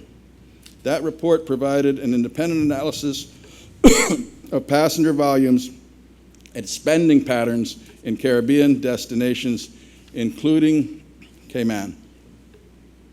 It looked at the key differences in cruise passengers' behavior in Grand Cayman and compared the 4 other smaller cruise destinations in the Caribbean. Now, Mr. Speaker, contrary to what the Leader of the Opposition has said, the data showed over the last 5 to 10 years the growth in cruise passenger arrivals in Grand Cayman has significantly lagged the growth in the 3 destinations with berthing piers, excluding the Bahamas. In addition, cruise passengers spend less time ashore in Grand Cayman than in any of the 3 destinations with berthing piers. And this will be the key to understanding the carrying capacity and the socioeconomic benefit to this country. The cruise passengers spend less time ashore in Grand Cayman than any of the 3 destinations because of berthing piers. Linked to this, cruise passengers visiting Grand Cayman spend less on average per passenger per hour while ashore than in the other 3 destinations with piers.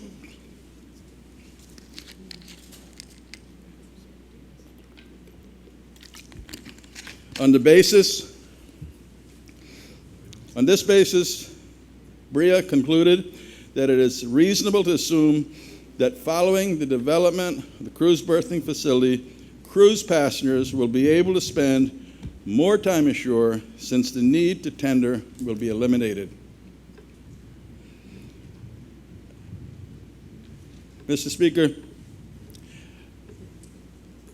this is what this report says. But I have to say this.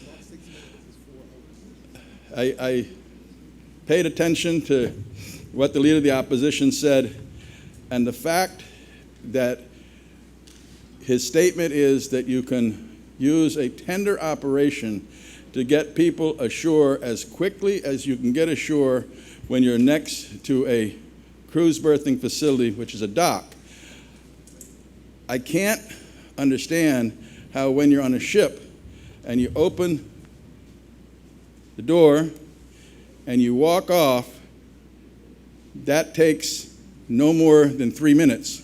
But the example we were given was he had timed it with a stopwatch sitting on the dock in Georgetown, and they could do it in 25 minutes. Doesn't add up.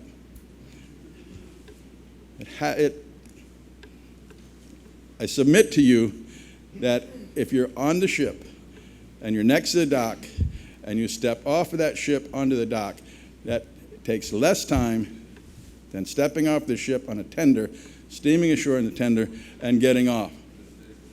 As a result, average and total spend during the visit will increase and will be more in line with spending rates in the other 3 destinations with berthing piers.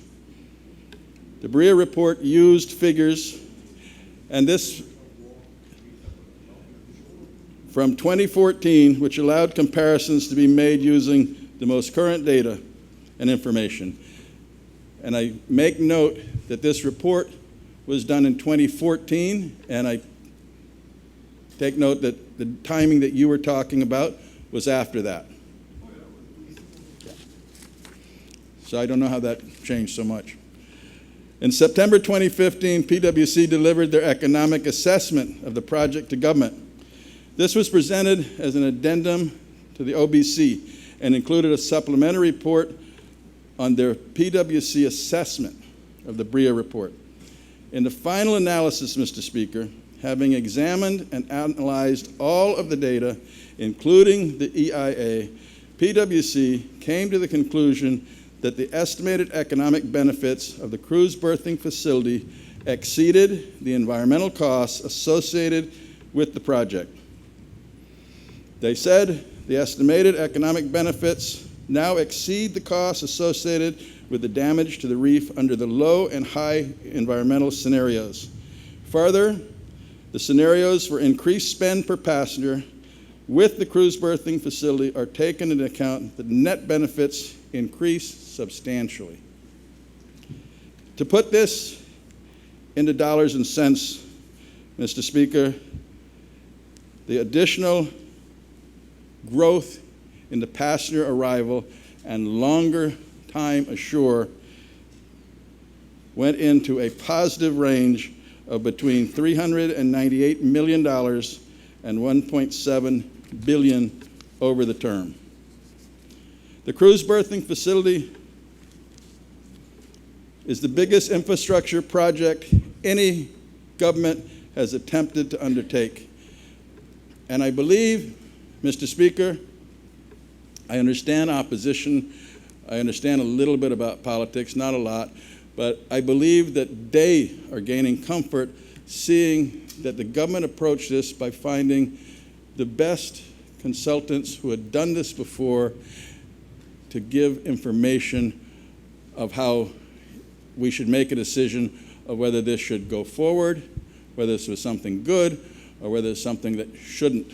And I think this is the right approach that must continue to be accepted and understood. To make sure all decisions were based on sound, reliable, scientific, and economic evidence, government issued multiple RFPs to secure the best independent advice possible. Experts from the foremost international companies, I've read their bios, were contracted to undertake the studies and partnered with local companies to provide local expertise in helping with the projects. It was a wise investment. We have been criticized for the money that was spent, but I say today, Mr. Speaker, that if we hadn't come here with reports to explain how this decision was made, we would also be criticized because we didn't take enough time to research and do what we could to make the proper decision. It was a wise investment. For all of the reports, studies, and intellectual property gathered under the former PPM administration, and this unity government belonged to the people of the Cayman Islands. And all of the reports have been released. The ones that the leader, the opposition, said he didn't have, we'll make sure he gets that, and we'll make sure that gets online. After that, Mr. Speaker, the Cabinet approved, after carefully reviewing the information, the Cabinet approved the cruise berthing project, moving to the next stage in October 2015. But Mr. Speaker, if you remember, there was conversation, questions, and issues about the facility and the environment. The government took the decision to review the plan to see if it could be built with less of a dredging footprint and less of an environmental impact. The original RFP called for the cruise berthing facility to have the best value for dollar, and I believe it's safe to say that we all understand that if a dock is built in shallow water, it's less expensive than building in deeper water. And we didn't know whether that could be done.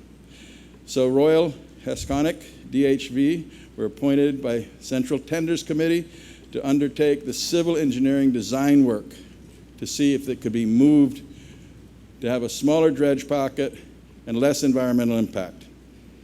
KPMG were appointed to provide commercial, financial, and legal consultancy services in March 2017.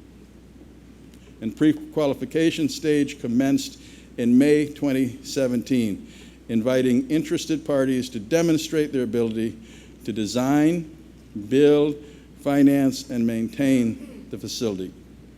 9 prospective bidders were pre-qualified. 5 of those opted to move to the next phase, and after receiving submissions, 3 were selected and approved by the Central Tender Committee to proceed to the next phase. We are now in the final stages of procurement process. As we speak, final tenders are being prepared to send to the 3 remaining bidders. Their submissions are due end of November. Mr. Speaker, I've taken the time to lay out these various steps in detail to highlight the volume and the scope of information that government has sourced and scrutinized so that the very best decision for the future of these islands could be made. I've also outlined the procurement process in depth from 2015 to present. Following international best practice takes time, but provides the assurance that the decisions government is taking are based on sound principles to achieve the best possible outcomes for the country. Mr. Speaker, the private member's motion states that there are fears by the general public regarding potential environmental impacts on internationally known, recognized dive sites and marine resources in the immediate vicinity, in the character of Georgetown Harbor. Government is fully aware that our tourism product is supported by the natural beauty of our environment. We are also fully aware that the balance is our burden. We have to strike the balance between what is best for the people of this country by using resources to benefit them.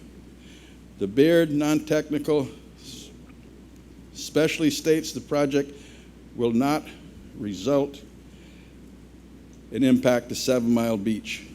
And Mr. Speaker, I've tabled the document. I'm happy to leave that there. It also is supported by a non-technical study that no significant sediment of the dredged berthing area is expected.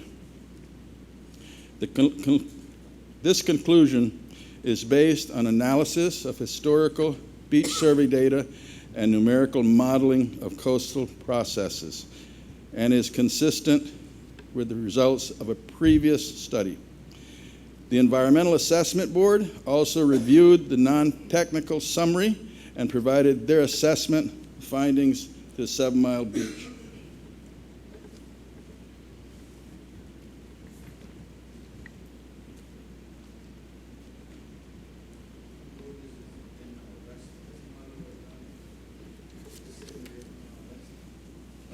Mr. Speaker,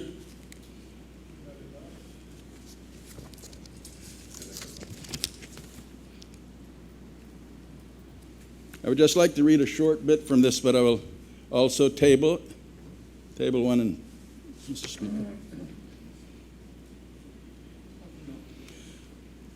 The importance of this, Mr. Speaker, is this is the Environmental Assessment Board's review of the environmental impact assessment for the proposed cruise berthing facility.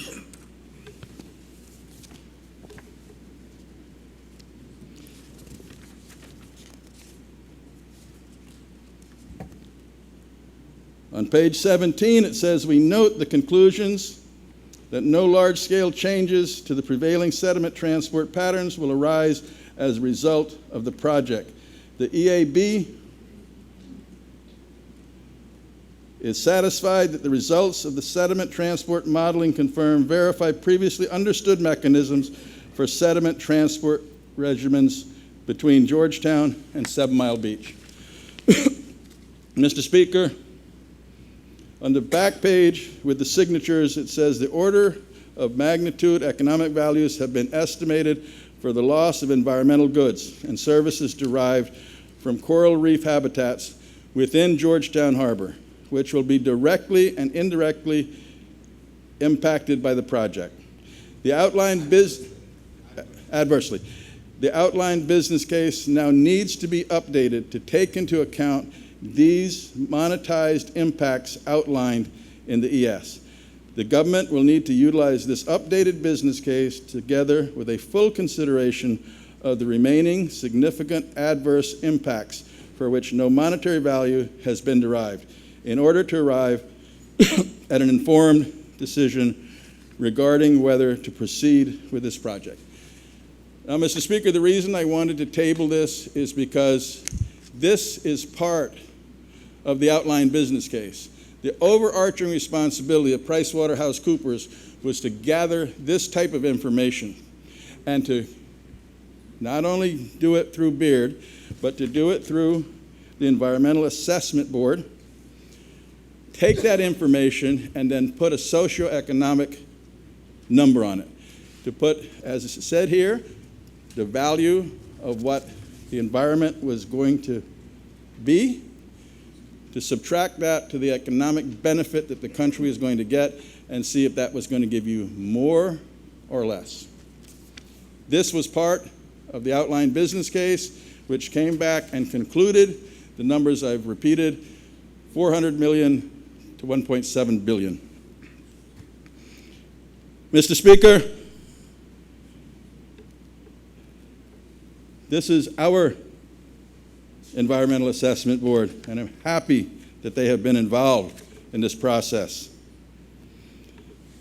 Although government is taking every action possible to minimize the environmental impact, the fact remains, Mr. Speaker, that Georgetown Harbor is our port, and each one of us know it's an island, and cargo and our lifeline comes over a port. The port is located in Georgetown because it's the leeward side of the island, and it had the deepest water to get goods ashore. Mr. Speaker, the area was a port, is a port, and will continue to be a port. It will continue to be a port for a long period of time, and we take note of the other businesses that are there. But the lifeline to our country is bringing cargo and economic benefit to it. So sometimes we have to look at what is the balance. I can remember for decades cargo vessels, cruise ships, and tenders going back and forth. And the marine environment, we must state frankly, in the immediate vicinity is not as pristine as it used to be. Even so, everything possible is being done to prevent further and future degradation. Mr. Speaker, having settled the question of 7 Mile Beach, I now want to talk to what is one of the most important points and questions that the Leader of the Opposition brought up in the motion. I want to talk about the economic benefit and the opportunity that the government has a responsibility to every person in this country to review and make a decision on. The carrying capacity of the island. The carrying capacity of the island includes North Side, East End, Bodden Town, West Bay, not only Georgetown.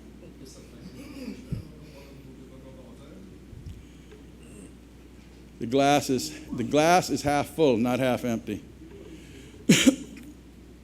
The reason the carrying capacity, 20,000 people come to Cayman in one day. They come ashore in tenders. They're taken by tour bus, by taxi, by all different means of transportation, bicycle, motorcycle. And if you come for 4 hours, that means 20,000 people have to do everything they're going to do in 4 hours. So that means that if you have a restaurant, you only have 4 hours to sell.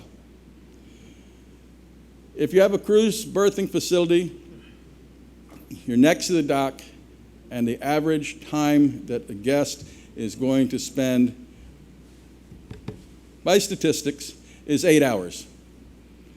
So now the carrying capacity of your island has basically doubled because you have twice the amount of time to provide the goods and services that are most important for the economic benefit, the job creation, and what we need, the growth. When you look at people who want to get involved in tourism, and they say, how can I get involved? One of the ways that they understand is meet people around the cruise berthing facility, meet people at the airport, be an ambassador, talk to them, get a taxi, be involved, be a tour operator, take them to North Sound trips. These are all honorable, good jobs that if we allow our cruise industry to shrink to half of what it is today, I don't know how you explain to 300 taxi drivers that we only need 180 now. I don't know how you explain that, I'm sorry, but we're going to reduce the number of licenses. These are the decisions that we're being asked to make. We're being asked to make, what do we say to a student that's graduating that has an opportunity to go to college, to become involved? Because everything that you can think about, you need accountants, you need human resource, you need all of that. And we cannot let this business shrink. Our responsibility is to grow it in the right way. The Piers will help to increase passenger spend and it'll bring revenue to Pedro St. James, Botanic Park, Crystal Caves, snorkeling sites, 7 Mile Beach. Now, I'm a representative for 2 small islands that are 65 and 90 miles east. But my colleague and I discuss all the time about how we could get helicopter trips here. We discussed that if we had 8 hours instead of 4, what will we talk to private sector about trying to offer? I know that each one of you are sincere in trying to find the best opportunities for the people in your districts. Consider it. The Turtle Center, the majority of its visitors come from cruise passengers. The economic impact study conducted by PwC confirmed that the Turtle Center only uses a fraction of its overall capacity, even during the busiest tourism season. I'll explain it again. So you have 4 hours to take people to the turtle farm. If you have 8 hours to take people to the turtle farm, that means you can take twice as many. That's not hard. The center can easily accommodate the increase of cruise ship passengers and still provide excellent experience. But the interesting part right now, 96 Caymanian employed percentage, over 100 Caymanians. This, you can see how it starts creating more jobs. There was also a question, going back to the carrying capacity, of the balance. The EIA included a pedestrian and traffic study, which will help to inform changes that will need to be made in Georgetown harborfront area to accommodate increased cruise passenger numbers. The Georgetown Revitalization Project, National Roads Authority have begun to look at how they changed the network. You can see them widening and enhancing roads in the immediate vicinity under the guidance of Minister Hugh. And it takes into account the flow of traffic that needs to start moving out of Georgetown to East End, to North Side, and to Bodentown to give more opportunity. Mr. Speaker, I thank the mover of the motion when he gave me a compliment on the growth of the numbers. But the hard truth is, Mr. Speaker, that if it hadn't been for the hurricanes in the Eastern Caribbean last year, our numbers for cruise would have fallen at the end of last year. That doesn't take research to understand. That's where we are. You saw what happened in the last 4 months when the cruise lines started diverting their ships. Without Piers, ships will be rerouted due to global pressures, and the mega ships will sail past us, as the Oasis does already. When we look at the number of passengers who visit our shores on an annual basis, it's easy to get lost, Mr. Speaker, in the status quo and believe that cruise tourism is here to stay. But I can assure you with a degree of high certainty that if we sit back and do nothing and rest on our laurels, That will not be the case in years to come of growth. How can I be so sure, Mr. Speaker? I can be so sure because of what the cruise lines have shown us. Carnival announced earlier this year the construction program for a series of larger ships to be delivered. These state-of-the-arts will have a carrying capacity of 6,000 passengers and will use LNG for the first time. The ships require piers, berthing facilities that can efficiently operate in all destinations where they will operate in the future.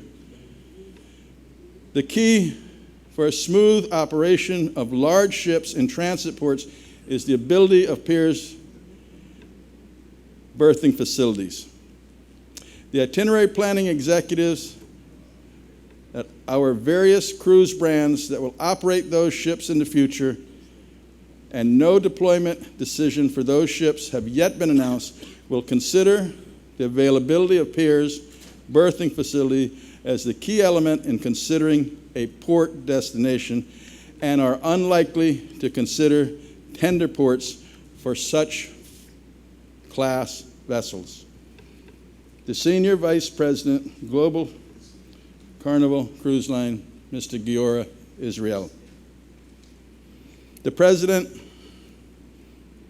of Royal Caribbean said, Royal Caribbean International launched Oasis-class ships 6 years ago. It was never intended for these vessels to be tendered. Royal has never tendered these vessels, and we have no plans for tendering them in the future. The President of... I just got them written up there. I can get them, but they're public documents. They were in the newspaper. Yeah. Yeah. Royal has never tendered. This is the President of Royal Caribbean. How can I lay on? Yeah. Mr. Speaker, if the Leader of the Opposition will agree, I'll get the copies for you, but I don't have them right now. No, I'll get for everybody. Okay. Yeah. Okay. The fact is, government has communicated with the public, Mr. Speaker, at every major milestone and step in the process. Press releases have been issued, and the various studies have been available on the ministry's website for years. The ministry has responded to questions from media and contributed to articles. We've held public meetings when the OBC was approved and again when the EIA terms of reference were drafted. I have personally provided the country with updates during my budget speeches in 2015, 2016, and 2017, which are televised and broadcast on CIG TV and YouTube. I have provided information and responded to questions from callers whenever I've been on the radio. Members would be surprised to see in black and white all the communication that has been issued to the public at every stage in this process. It may be correct to say some of it has been forgotten, but don't say it hasn't been shared.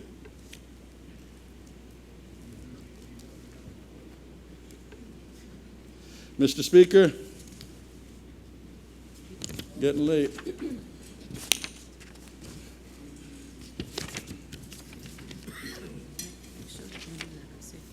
These are two, right? It's 2 pages, and there should be enough.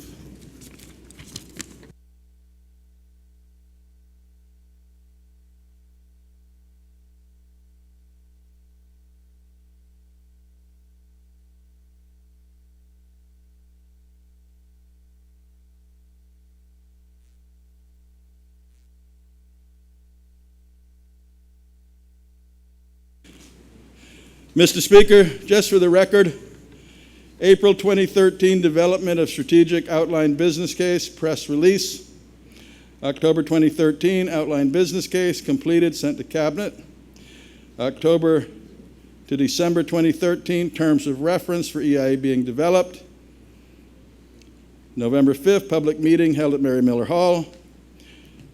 November 20th, public meeting to discuss EIA terms of reference. December 2013, RFP issued for consultants. March 2014, W.F. Beard Coastal Engineers appointed. June 2015, environmental impact assessment completed. September 2015, PwC issues addendum, OBC. October 27th, Cabinet gives approval for the ministry to proceed to the next stage procurement. May 2016, cruise berthing update, provided an MOT budget speech. July 2016, International Engineering Royal Haskonic, appointed by CTC to undertake civil engineering. December 5th, 2016, CI government issues RFP for consultant with extensive experience in concessions. March 2017, KPMG, appointed to provide commercial, financial, legal consultancy. October 2017, General Cruise Berthing Facility update provided in budget speech.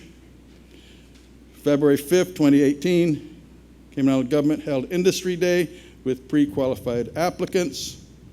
April 2018, news article, recap procurement timeline and pre-qualification process, provided in a Compass article. August 2018, MOT issues statement refuting claims that CBF deal has been signed, which certainly hadn't been signed that we know about. Mr. Speaker, this is what is very interesting to me. Starting in March, I held 7 public meetings in this country. And as I look across at the opposition, most of them were there. Almost all of the opposition was there. I think the independent member was in UK. Yeah. But he sent his apologies. Mr. Speaker, not only did we have those public meetings, but the opposition members came when we had a meeting in the Cabinet office and talked about tourism and the implementation of the tourism plan. Mr. Speaker, every one of the members, again, came to the meetings. The same meetings held in Georgetown and West Bay, questions were asked from the audience about cruise berthing. I stayed there at those public meetings for as long, you stayed with me, for as long as people asked questions. There was, nobody asked anything from, well, what they said in East End was they wanted more business from cruise ships because nobody wants a tour. They want more tours. They want more business. That's why we need to get them there for 8 hours so I can send them to East End.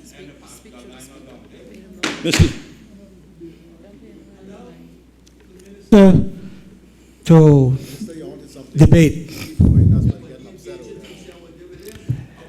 Member from East End, if you have a complaint, raise it with the chair. Mr. Chair, Mr. Speaker, on a point of clarity, the minister said that he had meeting in East End to update on the cruise berthing facility. Nothing was discussed in East End on cruise berthing facility. There was a tourism plan, specifically I'm talking about now. There was a tourism plan outlined to the people of East End where questions were asked. I attended a meeting in Cabinet prior thereto on the tourism development plan. No discussions ensued on cruise berthing facility. He may be mistaken or forgetting, but I know I didn't go into any discussions surrounding that. Honorable Minister. Thank you, Mr. Speaker. Mr. Speaker, before I was interrupted about the public meetings, the 7 of them that I held in every district of this country, at a personal invitation of calling the member from East End, he attended early, he stayed late, as each one of the members did. But I go back to the point that tourism is the business of the people of this country, and cruise is a big portion of it. And it is not my fault in East End if you didn't ask something about cruise. I was there to answer the question. Plain and simple. Mr. Speaker, with all due respect, sir. Member from East End, are you rising on a point of order? On a point of clarity, Mr. Speaker, if he will give way. If not, then fine, I don't have a problem with that. Doesn't seem the member is willing to give way. Okay. So, Thank you, Mr. Speaker. I want to finish the point. The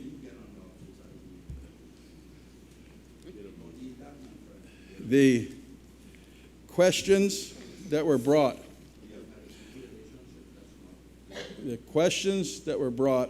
were brought from members in Georgetown, not members of the MLA, not members of the Legislative Assembly, but people that attended the meetings, asked questions.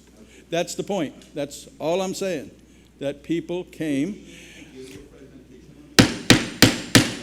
we need to hear the minister, member from East End. You have your chance to debate. Thank you, Mr. Speaker. We can chat about it. Having outlined the process, I want to turn my attention to cost. I've heard numbers anywhere from 150 million to 400 million. I've heard numbers, okay? I even heard some pundit on the radio talking of $1 billion. I don't know. No, not you. You know it wasn't you. You know who it was. Yes.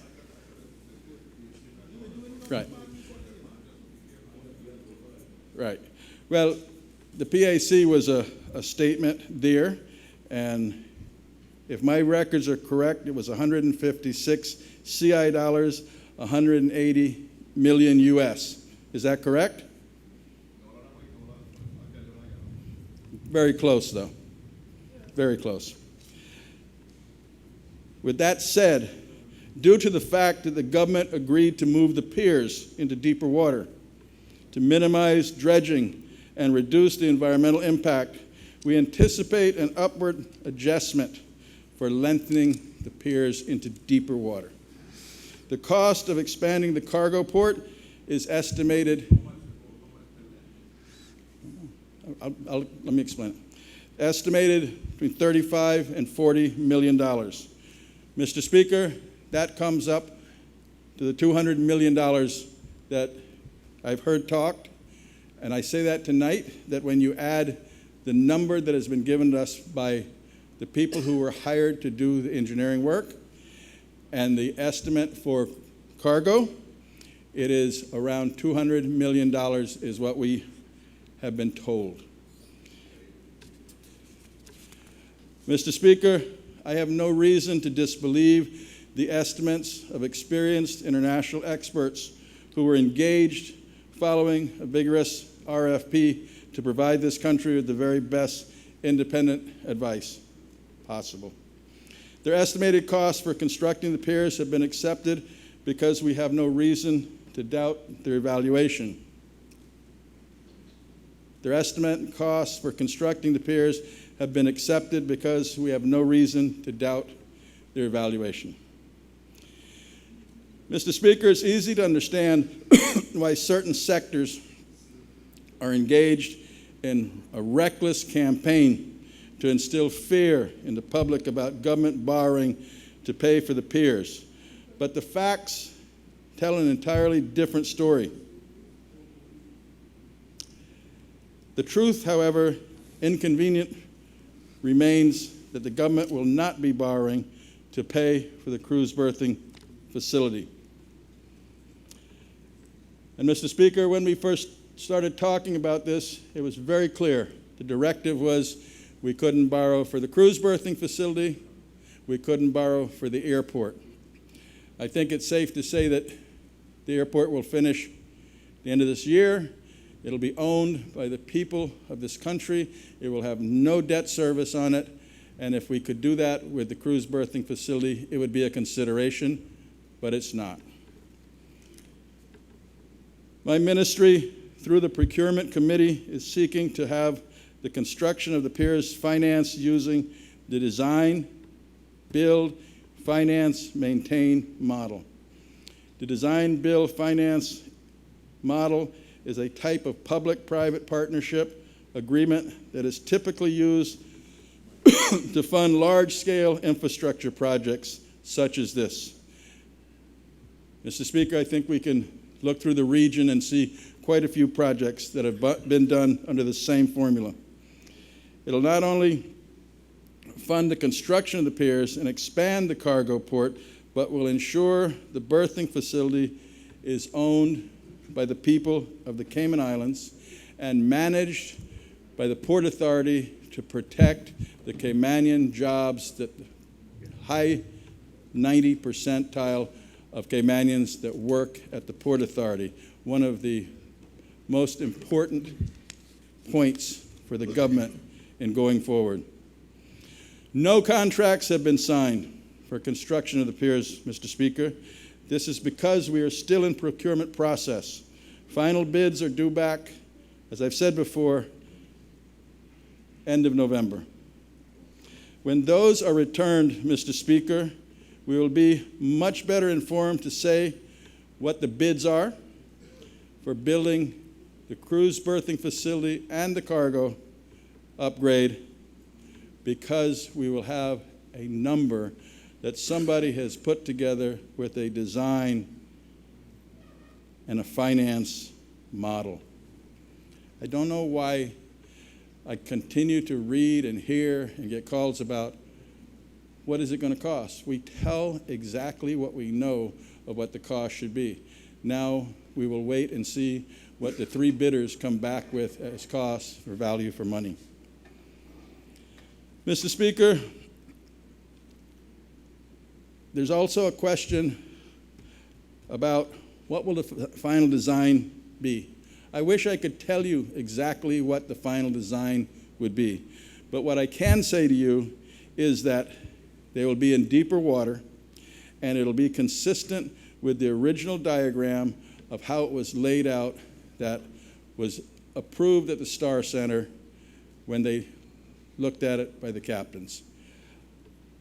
That's the professional information that we got, and you and I come from the same background, children of sea captains. So I'm depending on our hired professionals for what they've done. Although procurement process is still ongoing, there will be no government guarantees.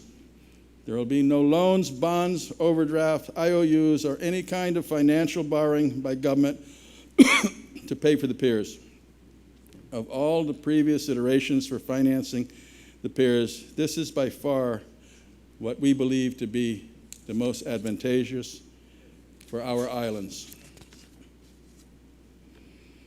Mr. Speaker, the government recognized that the marine environment is central to our tourism product and must be protected for future generations and for the sustainability of our tourism industry. We listened to the concerns raised about environmental and agreed to move the piers into deeper water. We commissioned a study subsequent to the EIA to find out what mitigation measures were possible. Those are not actions of a government that doesn't care for the environment, but rather of a government that understands that the balance has to be achieved between our economic and environmental necessities, because we need them both. The cargo port redevelopment is no mystery, Mr. Speaker. I have a document. Tropical shipping is well known to all of us. They're building 6 new ships in China. 6 bigger ships right now to service the region. We are an island. We depend on the cargo port to deliver virtually everything we consume. Over time, our population has grown. Our need for more cargo has grown in tandem. We've arrived at the point where even the piers were not being built. Even if the piers were not being built, the cargo port would still need to be expanded. It must be given the ability to service the larger vessels, to process more containers, and to become more efficient in its operations. As is the case with the cruise sector, the cargo port is a revenue stream which needs to be protected. I think the leader of the opposition will agree that revenue streams have to be found, because what we don't want to do is have to charge each container that comes into this country the fee to grow the cargo port and then add that on to the cost of the container and increase the cost of living. Simple.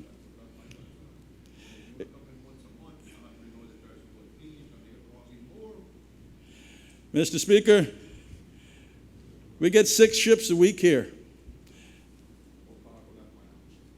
If the ships were bigger, they wouldn't come once a month. They would be staggered, and they could come on Thursday and Sunday. And instead of 2 smaller ones coming with the same amount of containers, 1 ship would come with that amount of containers. The cost would be less, the economy of scale would be less, and the consumer would not have to pay more.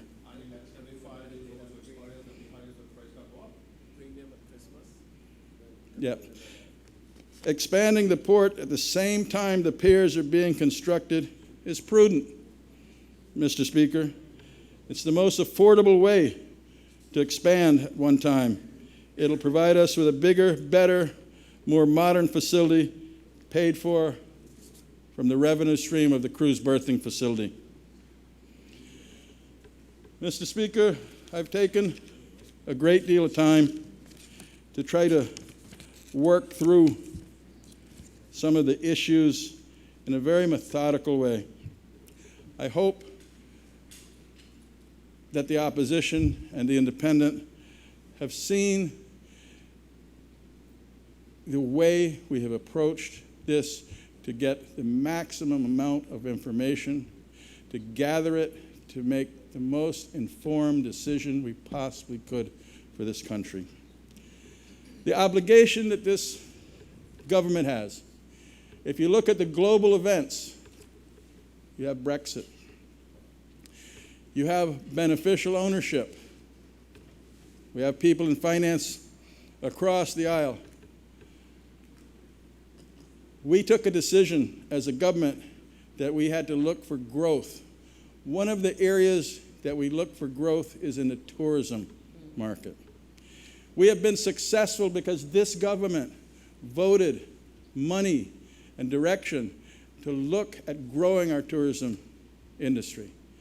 We will continue to do that because we have to provide opportunity for the people of this country.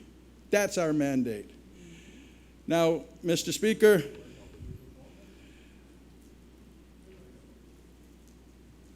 I want you, I heard the comment, so I say it this way.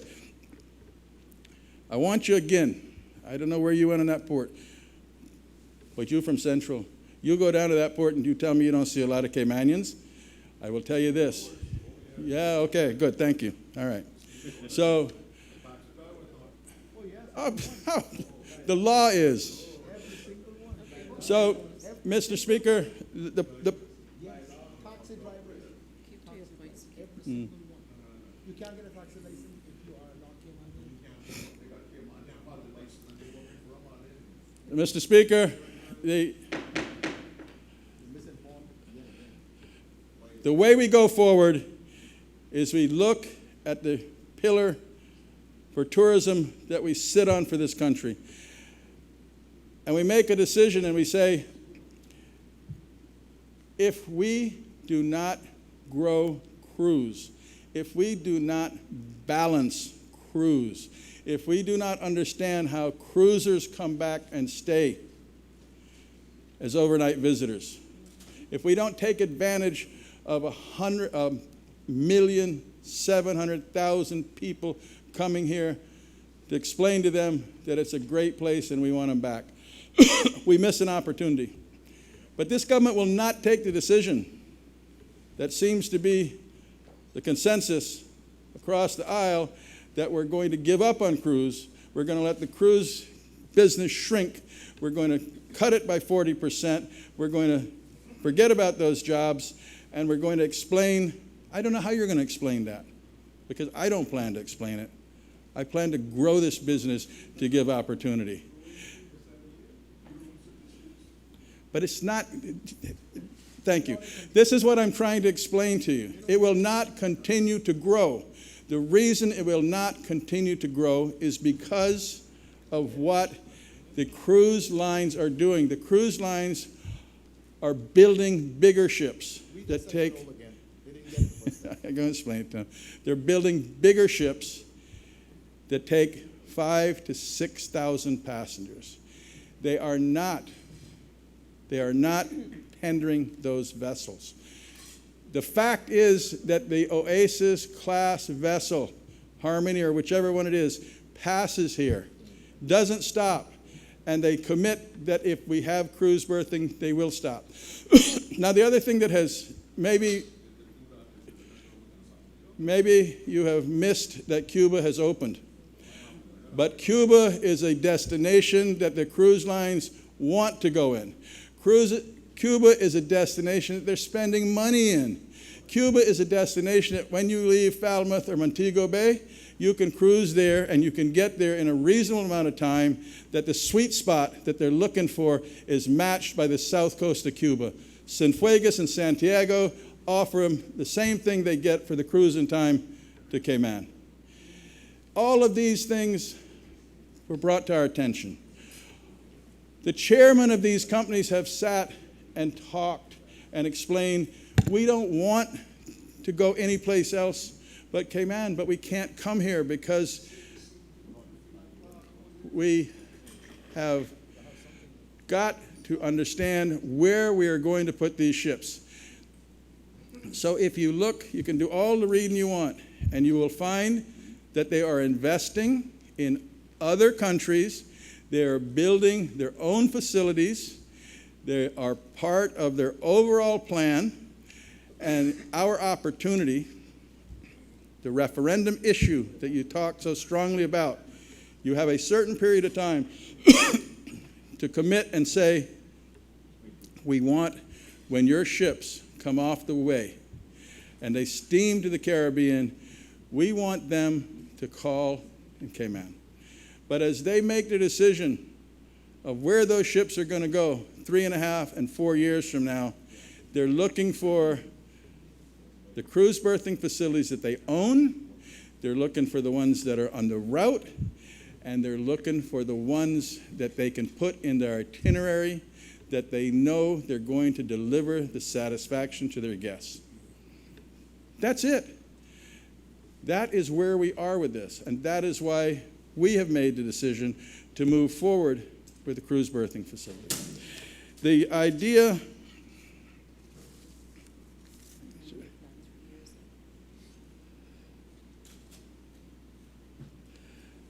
the Leader of the Opposition, Mr. Speaker, brought up the sustainability. And he and I are on the same page of sustainability. Sustainability from the cruise industry is getting the maximum amount of spend out of each individual that comes to your country. That's the sustainability for the industry. Now, I want you to think about, I go back to the seaplane landing in the Sound.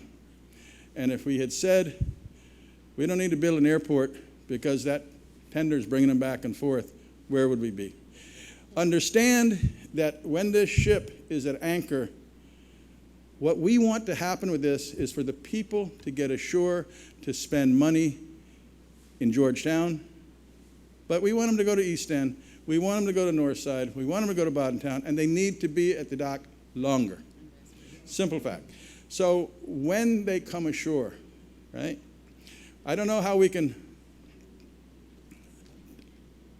how we cannot appreciate the difference between stepping off a vessel onto a dock and walking in a planned manner and getting in a tour bus, taxi, or whatever the excursion is that you're going to take.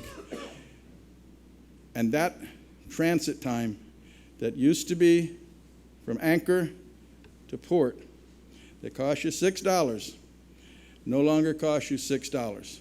That $6 goes to the people of the Cayman Islands to build this cruise berthing facility. That's how you pay for the cruise berthing facility. And if we'd done it 20 years ago, how much money is that? That is, well, I hope you can understand this. I want you to listen carefully. When people come ashore today, the statistics tell you they spend $115 US, 4 hours. If they stay 8 hours using that same ratio, they would spend $230. But let's forget about the 230. Let's say 200. Tell me what the value, you're good with math, Al, tell me what the value is for that add-on for 1.7 million people into the economy with no multiplier effect.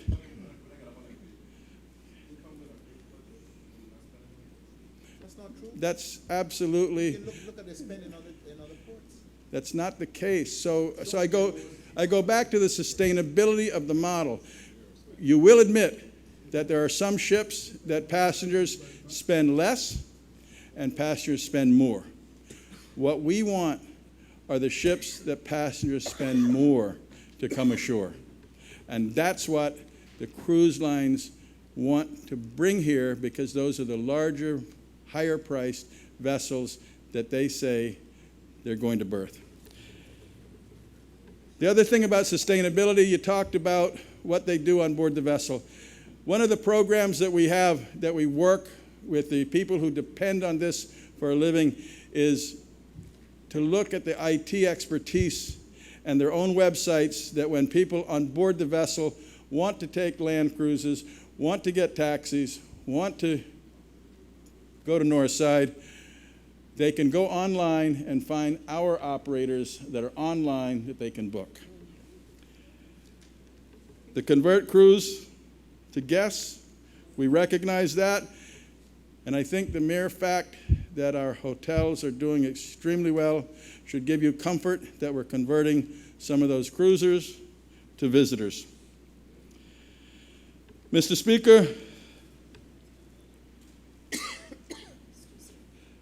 I certainly. Is this a good time to take the break? I can wrap up in 2 or 3 minutes, Mr. Speaker. Okay, if you're wrapping up, then we will. Please continue.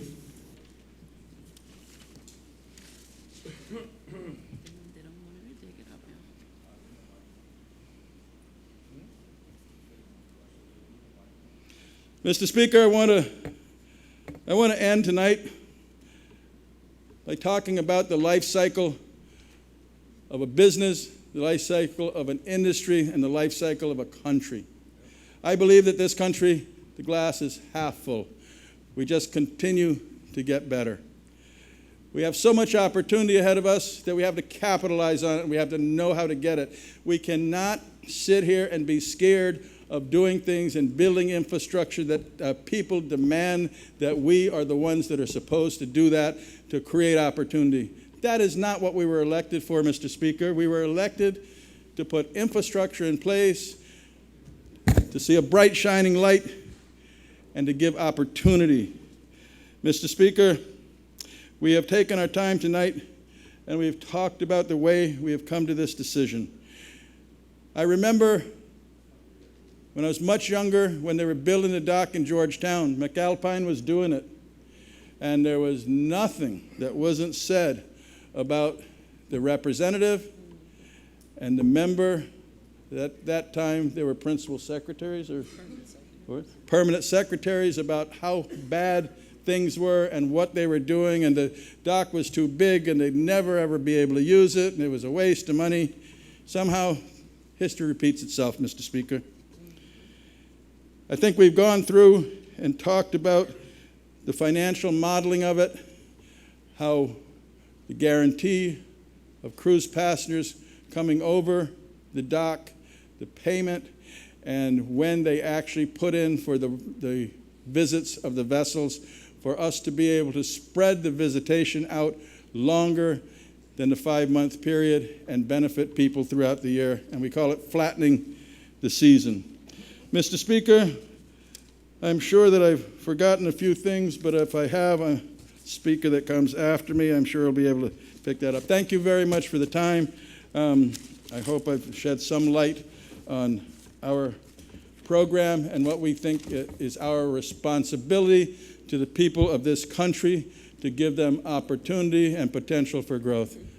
Mr. Speaker, I want to end by saying the government will not be accepting this motion for a referendum. Thank you. The House will suspend until 7:45.